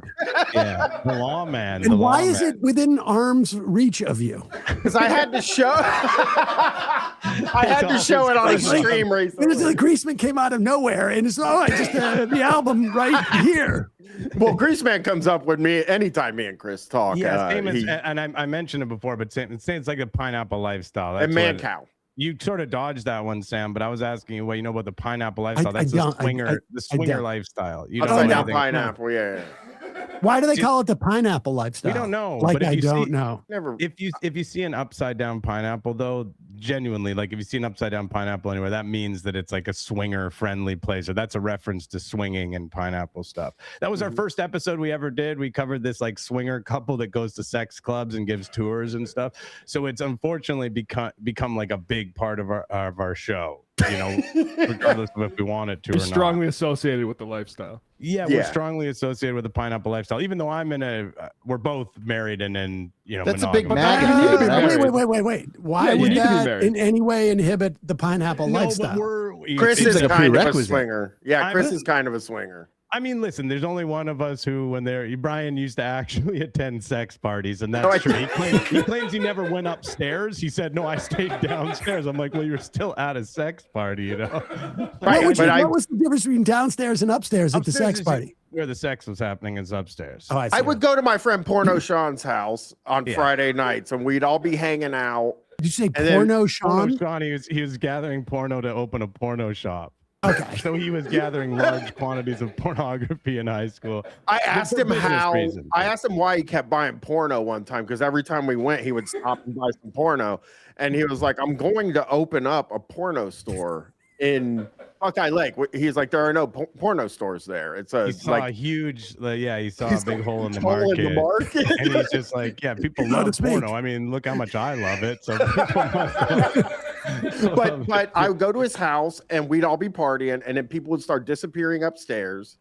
And once, enough people were upstairs at the orgy, it's like me and my wife were like, let's get out of here. We jump in the car and take off because there's nobody to talk to because they're all up doing an orgy. But I wasn't at the orgy. I was just at the party that turned into it. And I even would say I was at the party when it was a party, not when it was an orgy. So he went back to the party again, knowing that that's what it was going to become. Well, the first part of the port, you're just more comfortable with the first part of the sort of the party. Well, I'm The guessing. four Yeah, party? I like the What do you beginning of the party. It's doing fun. drugs and stuff. Yeah, that's fair. I All my guess. It's a friends were party. there. But Sam, you know nothing about it. You've never even been to like a swinger club or anything like that. No, I have not actually. I mean, I'm not against it. I'm not kink shaming in any way. I just have never. I'm just not even aware. I didn't. Now that I know about the pineapple, maybe things will start to pick up for me a little bit. I'm sure I've seen the upside down pineapple. It's funny because we found on YouTube there are so many videos of tours of sex clubs, and like they're all glossy and done really well. Yeah, they're very high production value. It's like stuff, and so they make them look very good. But then we found the channel. I don't even want to say them because you guys are a really big show. I don't want people to go bother them. But we found this couple who they show you the real nitty gritty of what it are. They don't have the production. They don't have the good lighting. They show you what it actually is, and they are haunting. There's one of them where you look it up on Google Maps, and it's just like this giant barn on the side of a highway. And then, but the inside is like this wild sex club. So yeah, we learned all kinds. You're gonna have stuff. to send us a link after the show. It's too. I've seen EC Oasis store. Yeah, the EC Oasis store is just so crazy because it's like none of the walls go up to the ceiling, so you can go into these little rooms. But then when ventilation, Sam. Oh yeah, of course. No, you need circulation. But they'll go into these little rooms and there'll be a bed with like 2 condoms on it, and it just looks so scary. A towel and 2 condoms. It really looks like found footage horror. It looks like found footage horror. It's so badly lit and painted. It's like really bad. And then like they'll go into a room and there'll be like a gynecologist table and stuff. And you're like, I don't know what's going on here. I don't like it. You know what I mean? And like in the middle of it, they have an orgy couch. But we cover a lot of stuff, Sam, on the show. No, we a lot don't. of different stuff. We Mostly the sex clubs. Yeah, we cover all every week. We just what was the most recent one that we did, Brian? What was the Food Network guys? Food Network guys. So we'll just we do a lot of non-sexual stuff. I just speak for people listening. It's not like if you listen to a main episode, we're not gonna be talking about sex stuff the whole time. That's on the Patreon mostly. On the Patreon days. And the first few episodes of the show where we were obsessed. Now, is YouTube? No, YouTube. We don't have YouTube. No, we need to do that. We started a YouTube channel, but we don't have any. It's Brian and I are the only people who do the show. Like we don't have a crew of people or anything like that. So I don't know. I think maybe we should have maybe people to help us, and then we could do stuff like that. But yeah, we're just on iTunes and Spotify and all that stuff. Yeah. Maybe the Brew Crew, a couple of guys from the Brew Crew, like they can't. When I was on vacation, I was telling my wife about Jim Brewer Which when time? we were driving. The last time when we were driving to the Keys, and she was like, "What's this show called? Brew Haha?" And I was like, "No, that makes sense. Like that's actually makes sense. No, it's called the Bruniverse, which doesn't make any sense in any world at all. It's crazy. You can think of 5 better names for his podcast than he did." All right, let's do it. No, I'm just joking. So maybe next week on the Guys podcast, 5 alternate names for Brewers podcast. There it is. Okay, we'll do it by Sunday. I'll make Chris do it. Next week we're actually covering it. We've already recorded it. We're doing Bald Guys, which is quite an interesting episode. Bald. And we guys. follow with Big Boobs guys after that, just because sometimes we got to go back to our roots, you know, just guys that love big boobs. Bryan Quinby, Chris James, been a lot of fun, guys. We'll put speaking of big boobs, sorry, Sam. Brian, when he was younger, he used no. He used to suck on a girl's titties for 3 hours instead of having sex. Why did you do It just that? reminded me of it. He hates when I tell that to people he admires, and I just know he's a really big fan of yours, so I wanted to mention that. That's a legit panic in your eyes when he started that story. It made me laugh so hard. Every time he did it with Tim Heidecker. He did it with Tom Sharp. He did it to Joe Pera when Joe Pera was on. Yeah, so and I'm just like you guys have a format you got to follow. I'm sorry. No, that's fine. I mean, I'm sure she enjoyed. I'm sure she enjoyed. Well, no, she wanted him to do more. She was clearly, anyways.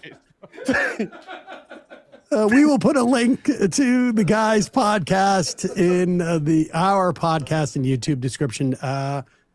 Brian, Chris, thanks so much for joining us. Really appreciate it. Thanks so much. Thank you. Thanks for having us. All right, folks. Well, I guess we're going to do a Freebie Friday today, right? Seems like it.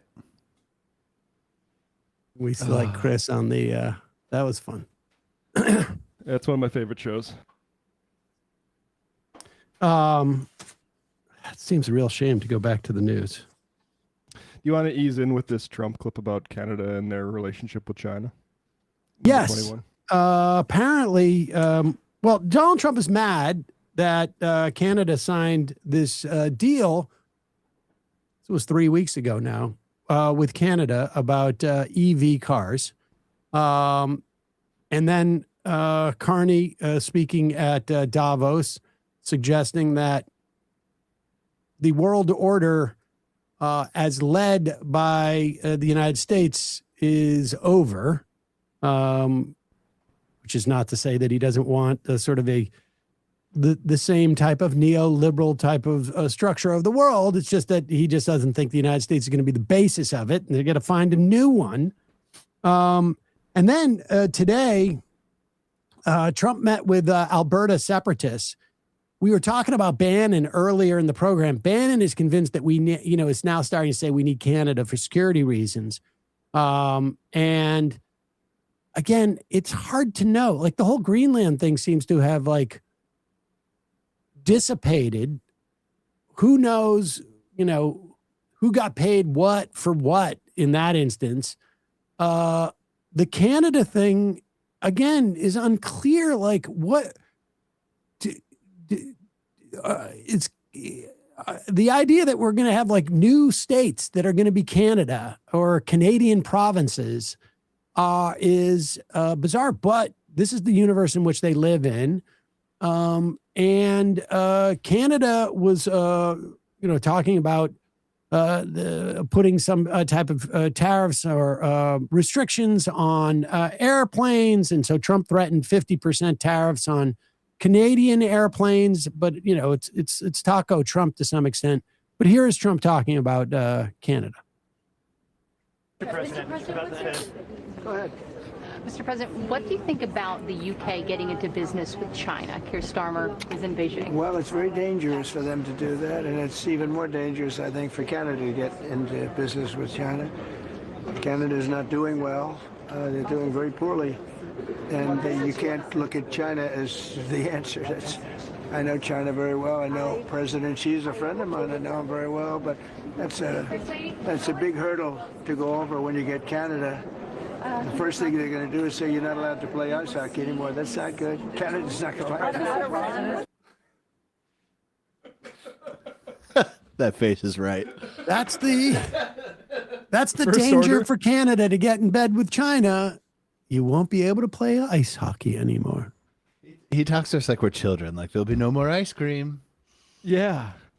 I mean, that's one of the most shocking things he said in like as we've been marking his decline. Like that, how does that even operate in his head? How could China make Canada not play hockey anymore? We don't need to play it, but another good one Trump said the other day was yesterday or today. He said that he hired Doug Burgum because he saw a video of his wife and thought she was attractive, and that's how he got a hold of Doug Burgum. I didn't know where to rate him until I saw his wife. His wife is at least a 9.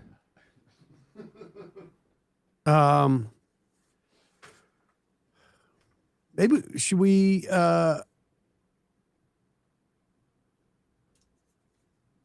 Should we take phone calls?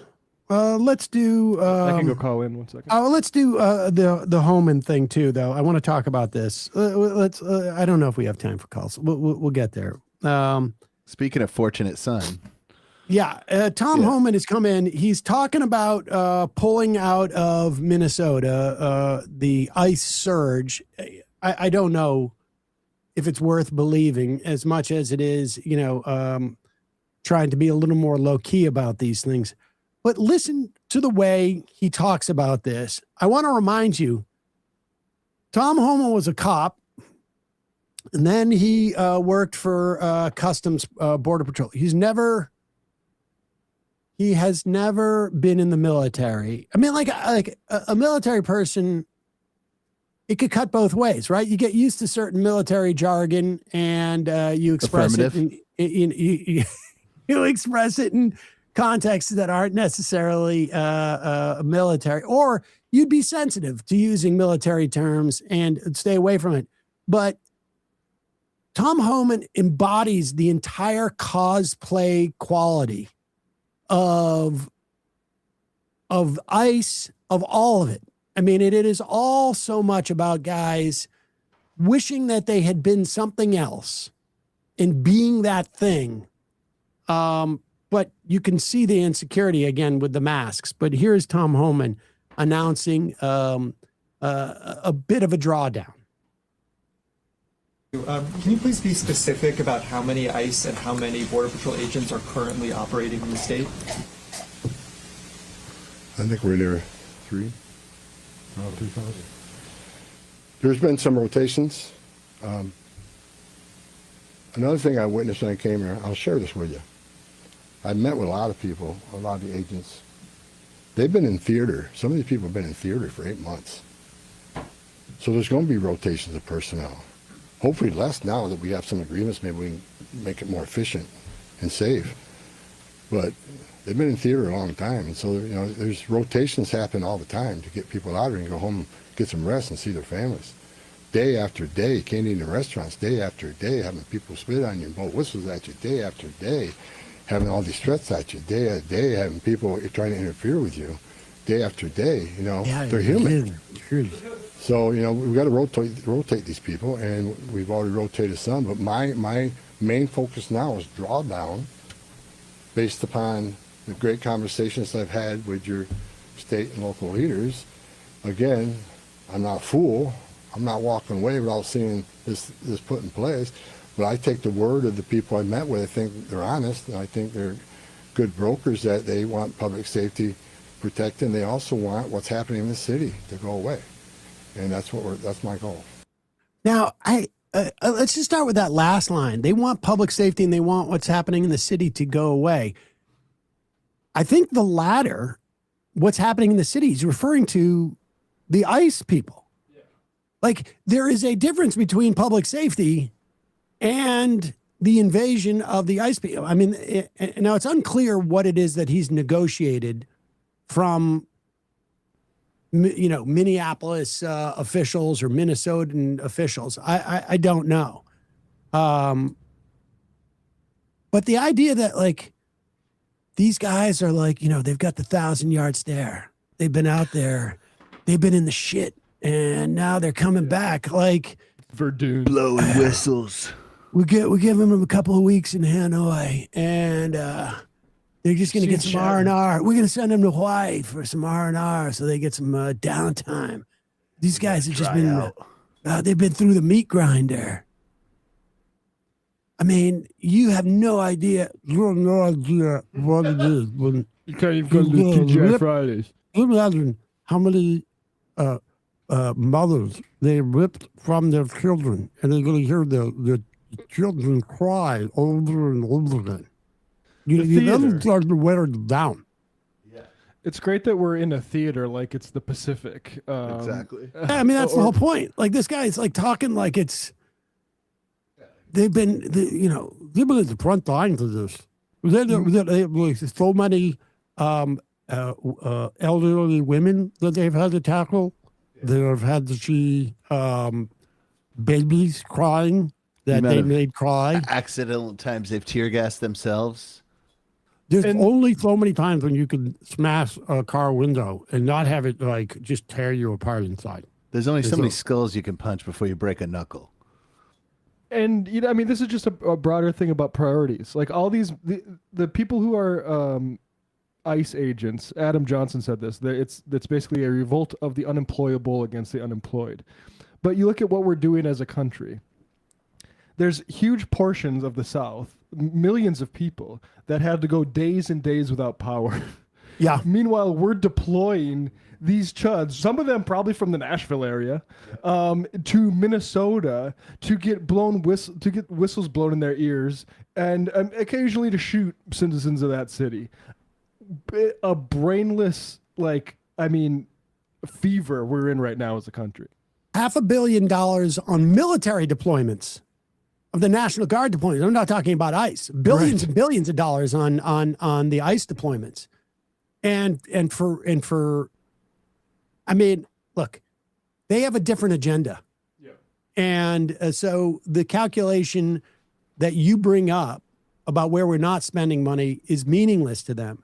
Mm-hmm. They Stephen Miller, and obviously with Trump's blessing and with the blessing of the entire Republican Party, wants to purify this country as part of his sort of ethno-nationalist, racist agenda. He wants to purify it, and he will start with the easiest elements of non-white people he can. And that's immigrants. And yeah, there'll be some white immigrants that get swept up in that. And then he will just keep moving to not undocumented. He's already moved into documented immigrants. They're going to roll back temporary protected status for Haitians in this country. And I think it's happening sometime in February. The day after, you're going to see them pour into Springfield, Ohio, and round up all of those Haitians that they claimed were eating cats and dogs. This is going to keep going. It's going to keep going. And, I don't know if every community is going to be able to fight back like the way that Minneapolis did. I mean, I don't, I don't know what it was about Minneapolis, the people, the structure of the community. I mean, but they're a model, and certainly activists are going to learn from it. But I mean, it took more than activists. Just people just came out in Minneapolis. Minneapolis is a place with recent history of that, obviously with George Floyd, for instance, but even going back to general strike back in the 30s. Yeah. So general strike happening today. I know that my son was part of a walkout at his school. And I think it's, I don't know. I guess people can argue as to whether, it's good to call for a general strike nationally a week before. But I think there's some muscles maybe that need to be built. And we'll have more to say about it on Monday when we get like sort of a notion of exactly what went down. Did you see this high school student struck by a vehicle? Oh yeah, let's play this. This is out of Nebraska, and Fremont High School. People were protesting the ICE stuff, and a MAGA driver. We know he had a big flag on the back, and to be fair, has turned himself in. They were kids, right? I mean, the driver. Yeah, he looks like a teenager. Yeah. Yes. But just take a look at this. This is what, this is what people are learning. This is exactly where the parents at. Yep. And imagine, I just want to imagine, like, if this driver was a black kid, you'd already be hearing calls to arrest the parents. Right.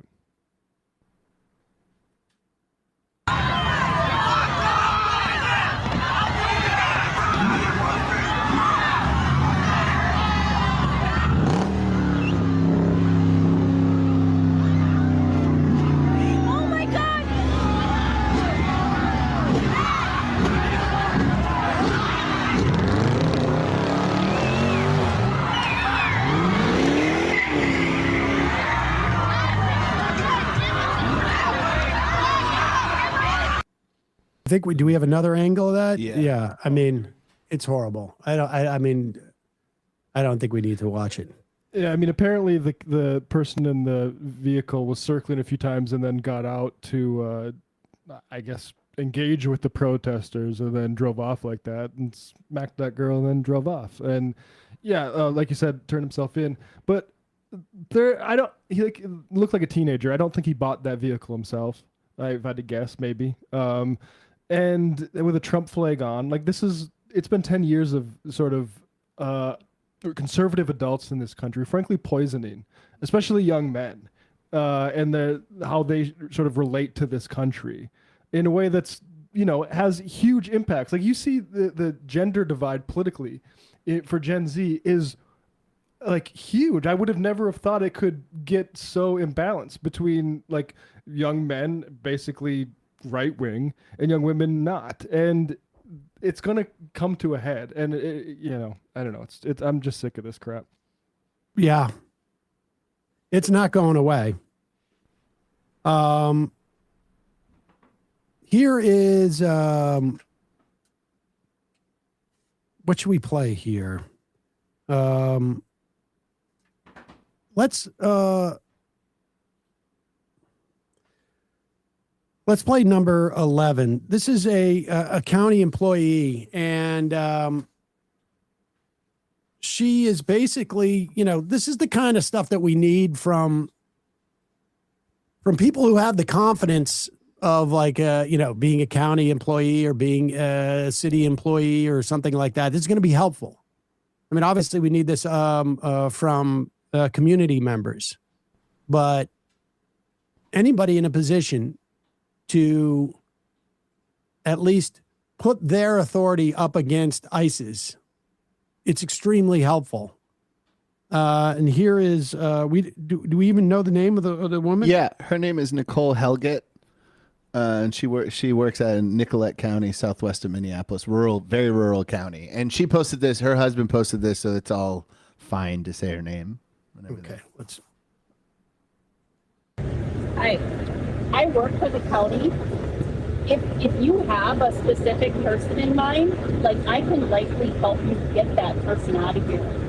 These families they're scared to death, and most of them are just like, what's that? Because you guys keep coming in there, and everything in the news shows you just showing up and popping people in the face and knocking down doors. Okay, so let me just say, if you have a person, let us help you. I know just about every family in here. We don't need to be spending taxpayer money like this. We do not need to be tormenting little children. I mean, I know that some of you people were at one of my houses up here knocking on the door and impersonating local police and telling him to open the door. Yes, you were. No. Maybe not you, sir, but some of your cohorts were. I was on the phone with the family when it happened. So don't tell me I'm lying. Now give me a name. I will go and get that for you and bring it here. And I'll save the taxpayer probably. How much are you guys spending today? I know you don't. Who's paying on what people? You think these guys are on somebody's salary? Get your head out of your ass. Give me the name. I will go get the person for you right now. So that tells me you're not really interested in doing law enforcement here today. Then why aren't you targeting? You come in here and you're knocking on 5 different houses. You don't know shit. What house is he in? Where does he live? What did he do? What crime? He's what? Let me see it. I will go get him for you. You don't have to. Everybody thinks to have that. We haven't a warrant or anything unless you're an immediate family member. We don't have to show you nothing. Sir, I am trying to help you. I understand. I will go get him. He would probably. You shot 2 Minnesotans in the last 10 days. First of all, I haven't shot. You're in the wrong line of work then, because you represent ICE. Every single one of you. You are not an independent contractor. You are likely a very poorly trained individual who is now part of this goon squad we have running around this state. Listen, we're done with this conversation. We're going to continue our operation. This This is a waste of taxpayer money. That's your opinion. She was offering to help find the people they're looking for. And the reason why she's making this offer, she knows they're not looking for anybody specifically. They would need a judicial warrant. And to get that judicial warrant, they need a name of somebody. Instead, they're going to areas where they suspect there might be undocumented and even documented immigrants, ones who are in, some type of process, getting a work visa, getting even citizenship, whatever it is. And then they will round them up. And with the undocumented ones, they will deport them immediately. With the ones who are documented going through process, they will put them in detention centers that are not just internment camps, but like torturous. No heat, crappy food, no medicine. And they will wait until these people come and say, okay, I'm willing to give up the process that I've been following and you can deport me because it's so miserable here. That's the strategy. That is the strategy they're following. She called their bluff. And she called their bluff, their bluff. And of course, that's it. I'm shocked by how much the Pam Bondi's and Caroline Leavitt's and Trump, they still like to emphasize as if they're only going after hardened criminals. They say, look at why are they protecting rapists? We just want to.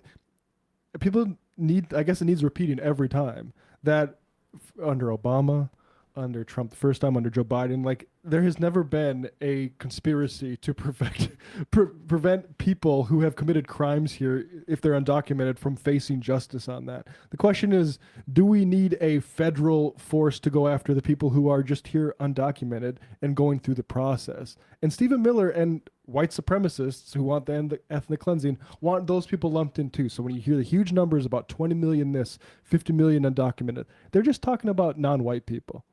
Yep. This is from a couple of days ago, but and maybe people are aware of this guy.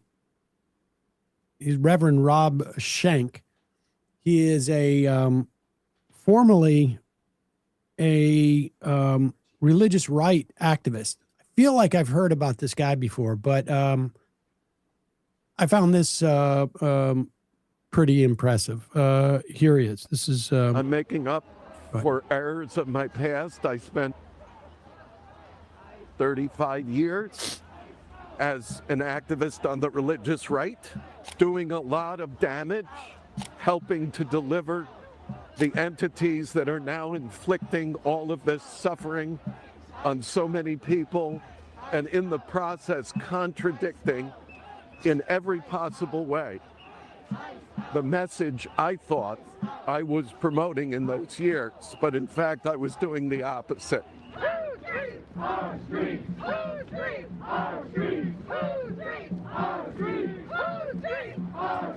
So now I have to do the work of repair. And it came too late, and I have what time I have, but I want to do that repair, and just being present here and being in solidarity with all these folks is part of that repair work in my own soul, but more importantly, in the external world where people have to live with the consequences of my decades of harm and injury. So I have to own that, and it's painful, but I have found the folks here more gracious than any of the so-called Christian leaders that I kept company with in those years, that I thought up myself as being. These folks are showing more grace in accepting me and inviting me to walk with them than I would have ever extended to them 10 years ago, or 20 years ago, or 30 years ago. This is redemption. This is redemption. In the big picture and in my tiny little small personal picture. I mean, that's pretty, I found that pretty moving. That's from Mother Jones magazine, shot that video and produced it. Yeah, that's the way. I mean, I found that pretty impressive. Nice to bottle that and put it in the water exactly. supply. Exactly. How do we put that into the water supply? Should we let's get to 18 next week, because there's been stuff happening in New York City. Just briefly, we'll just tease this. Eric Adams blew a big hole in the budget and left a lot of booby traps for Mamdani, and he is reacting quickly and trying to figure out what to do. We will get to that, I guess, next week. But here is, should we do 15? Here's Rand Paul, not somebody I would normally champion in any way, but he's got a brand to maintain, and good for him. Marco Rubio, the Cuba as a country apparently has less than 25 days of fuel remaining on the island. Many of the ships that have been pirated by the United States, the oil ships, at least some of them, were destined to Cuba to provide for oil, whether from Venezuela or other places. For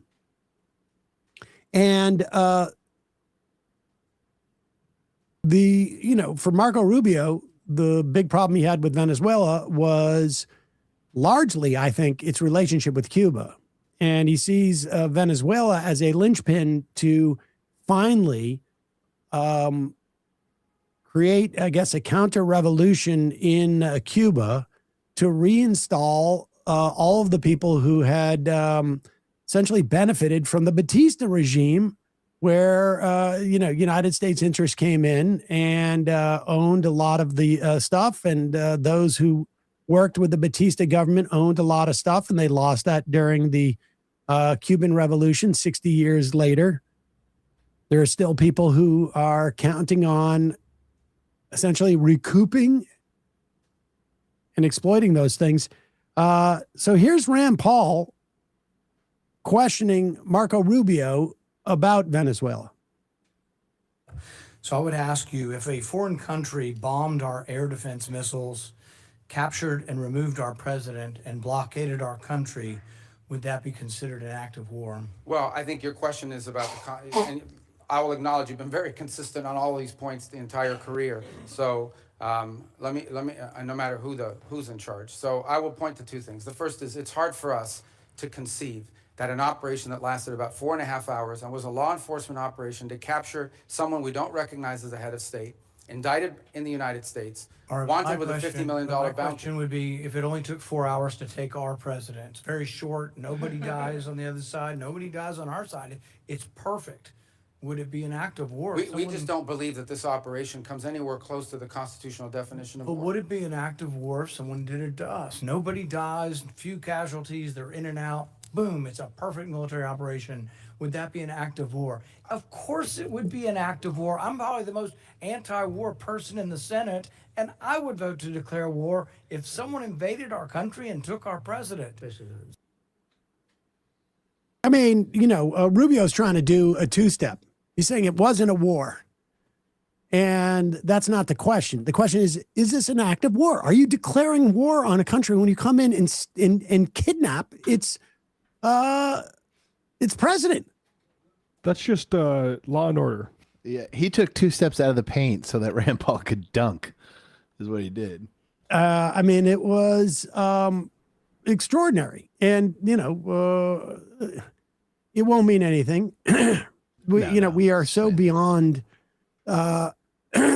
any type of certainly no one who supports Donald Trump is looking at this stuff and sees it as problematic. Probably more people have found, the Carl Reiner, the Rob Reiner tweet more problematic. I mean, I think that's the case. I mean, that's just the sort of the nature of the world we're living in now.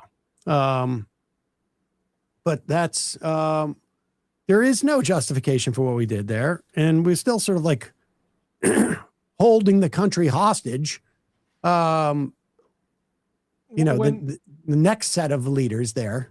When Kennedy was assassinated and people thought it might have been like a Soviet agent or something like that, there was like basically an open discussion about like, hey, maybe we should step back from doing coups in other countries and assassinating their leaders and deposing them, because it might have some kind of splashback effect on how the world treats our leaders. And there's no real like even attempt to do that these days. Like, oh, we're gonna just send a missile and take out Iran's defense minister, or we're gonna kidnap Maduro. And it's like, you are politicians too. Yeah, you're open. You're targets. Just want to note that Rubio was confirmed unanimously with 99 votes. Of course. Yep. I mean, a fellow senator. Let's go to the IMs. Sam, will you at least read my first M from earlier today? Let's see that one. I feel like we haven't had a fun half comedy guest breaking down right-winger content. That was peak 2019. Shit. I am in love with the bit Chris James was doing lately where his face tunes his pictures to look like some fat, angry alcoholic. Okay.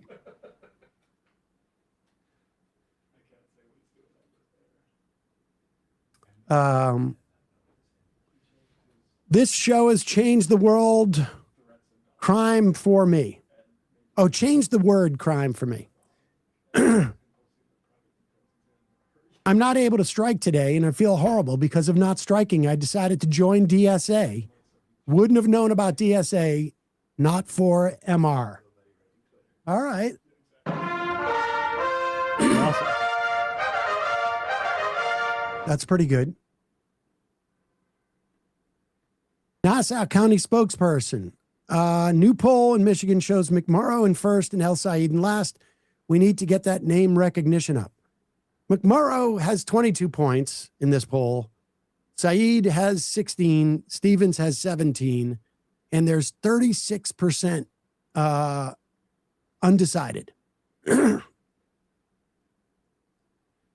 So yes, there's a lot of room in Michigan right now. Time to lock in. Yep.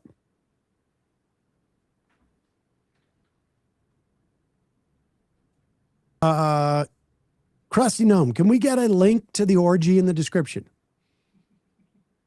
Dimpria, Sam, you should do a movie called Dude, Where's My Shofar? Union fan, San Diego DSA is nearly at 1,000 members. Nice. DSA National is closing in on 100K. I'm pretty sure they're at like 98 or something like that. So now's a good time to get in before, if you want to be in the first 100K. California Resistance. Sam, thoughts about the new Bruce Streets of Minneapolis tune? I heard Billy Bragg came out with a song too. I want to hear that. I've listened to the Bruce one. I mean, look, I'm not a music critic. I am happy for any type of like cultural resistance or protest. I think that's helpful. There's no substitute for getting out there and getting organized, but if that helps people, which I'm sure it will, then I'm in favor of it. I heard that Dave Matthews also did like the Crosby, Stills, Nash, Young. I don't know. Young was with them at that time. Dave Matthews has great politics. And, if I knew that back when I was hating Dave Matthews as a big part of my personality, like 20 years ago, I would just tell myself, like, go easy. Well, you saw hate it. You saw what that minister did. There's still time for you. I'm gonna go to DMB 10 shows. years of DMB shows to show you've reformed. This is redemption.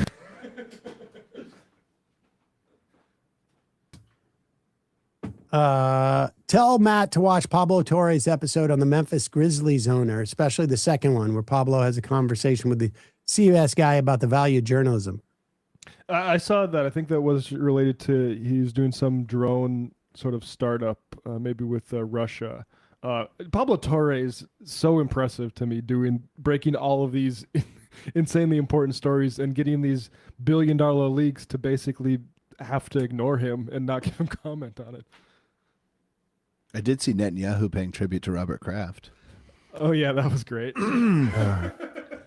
As a New Englander who does not support the Patriots, I felt fine about that.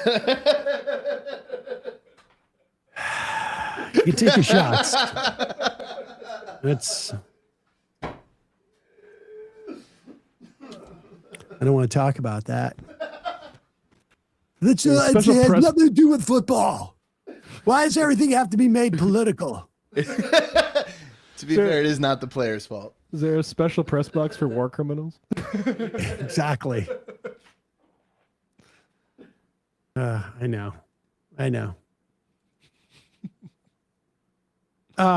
Mini psychologist Justin Vernon of Bon Iver wore a whistle while accepting the Songwriter of the Year award last night. That's awesome. Awesome. I met Bon Iver was good stuff. Depressed optimist, y'all hate my messages. Folks, you don't understand.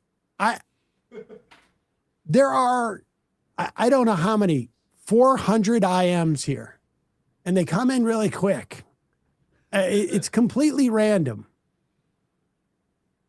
Glenn Beck ate my dad. Dave Matthews, my goat. I've seen him 10 times in concert. Have cried at least once each time. Solidarity. Carly Chirk, tomorrow there is an international bike ride for Alex Preddy. The Angry Catfish Bike Shop and Cafe was Alex Preddy's club. They're pushing the ride, which now has bike rides from Italy to Australia. Look up their social media to find a map of all the known rides. Go for a ride for our fallen biking brother. Definitely not Cameron. Ever since Jamal Bowman said these politicians think they're doing theater last November, I haven't been able to unhear it. It infuriates me to think that they have to act like they're talking to children. They're so unserious.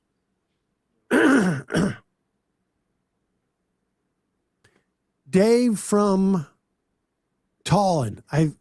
I've seen you would believe. I've seen things you wouldn't believe. That's probably in reference to the Minneapolis theater. Okay. Krusty Gnome. Can we get a link? Oh, yeah, I already read that. Mohorda. I was just told that Twitch made Hassan take a training and the content of the training was made by the ADL. I happen to know the people that do his production. Well, I hope he learned something. Yeah, seriously. I hope he takes that footage and actually plays it on his show. Yeah. What can I do to get that training? On Poggers, can you report me for training on Twitch? Let's Pogger this. Mass report us, everybody. Right into Twitch. Say Sam Seder needs the training.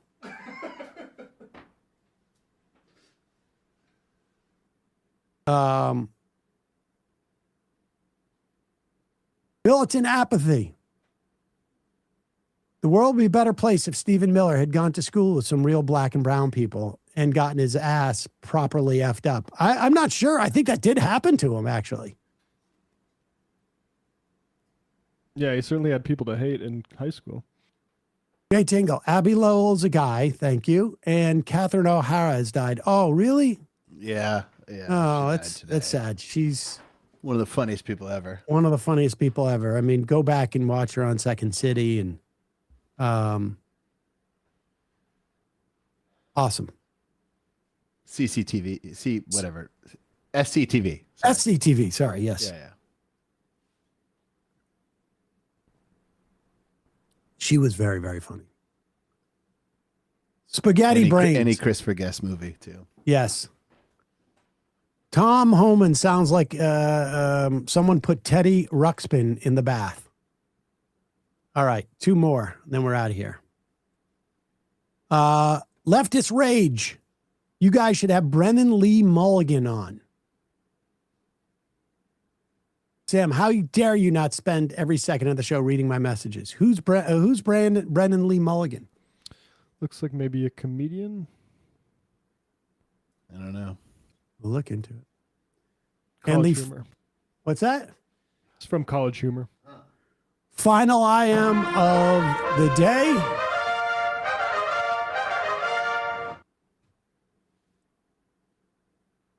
Let's go to Moody Guthrie. The caller from Oklahoma, I assume, the other day inspired me to become a member. I'm from OKC. My folks live a half a mile from the proposed ice building. It wasn't built for the purpose. It was a warehouse complete with loading docks. I bet it only has one small restroom. They would just put in cages and call it a day. Barbaric. Luckily, Mayor Holt announced that he talked to the owners and they backed out of the deal. Oh, yeah, I just had that story. Though no doubt the feds will figure out another location here. There's a lot of good folks here in OK. We aren't all maggots. I just want to remind other Okies listening to not give up your hope of a better future for our state. We have to stand up for it. Thank you all for MR for everything you do. Thank you. I appreciate the membership. And this is good stuff.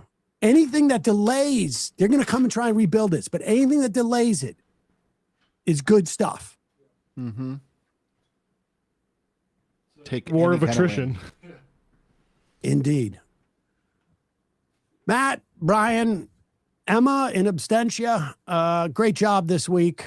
Also, obviously, great job to Dorsey and to Corey and Whitney, and always to Kyle and Gino. Chris and Maria and Gino and Julie. Everybody, great job. It's a very trying time for really everybody in the country, and obviously, folks in Minnesota, and obviously folks who are immigrants and black and brown folks. And I mean, everybody's going through it. It is super hard to have to swim in these waters constantly. And so everybody, good job. Hang in there. We'll be back in February, which is on Monday. And we'll do it again, one day at a time. The best month this year, the shortest month. That's exactly right. We'll get through this one. We got through 31 days of this. We can do 29. 8. It's not a leap year, is it? Oh, is it 28? Okay. Well, either way. Don't do that to me. Don't give me an extra day. All right, folks. See you on Monday. It might take all the strength I got to get to where I want, but I know somehow I'm gonna get there. I wasn't looking when I just got caught between the truth and the light bar, but finding out won't make me feel any better. Yeah, I know the clock is ticking, but the meds are gonna kick in, and my pilot light shining bright. I get somewhere the choice was made, for the option where you don't get paid, for the road that bends before it finally breaks you. I guess somehow I lost my drive between the 101 and the 5. Do you know how far the detour takes you? Yeah, I know the clock is ticking, but the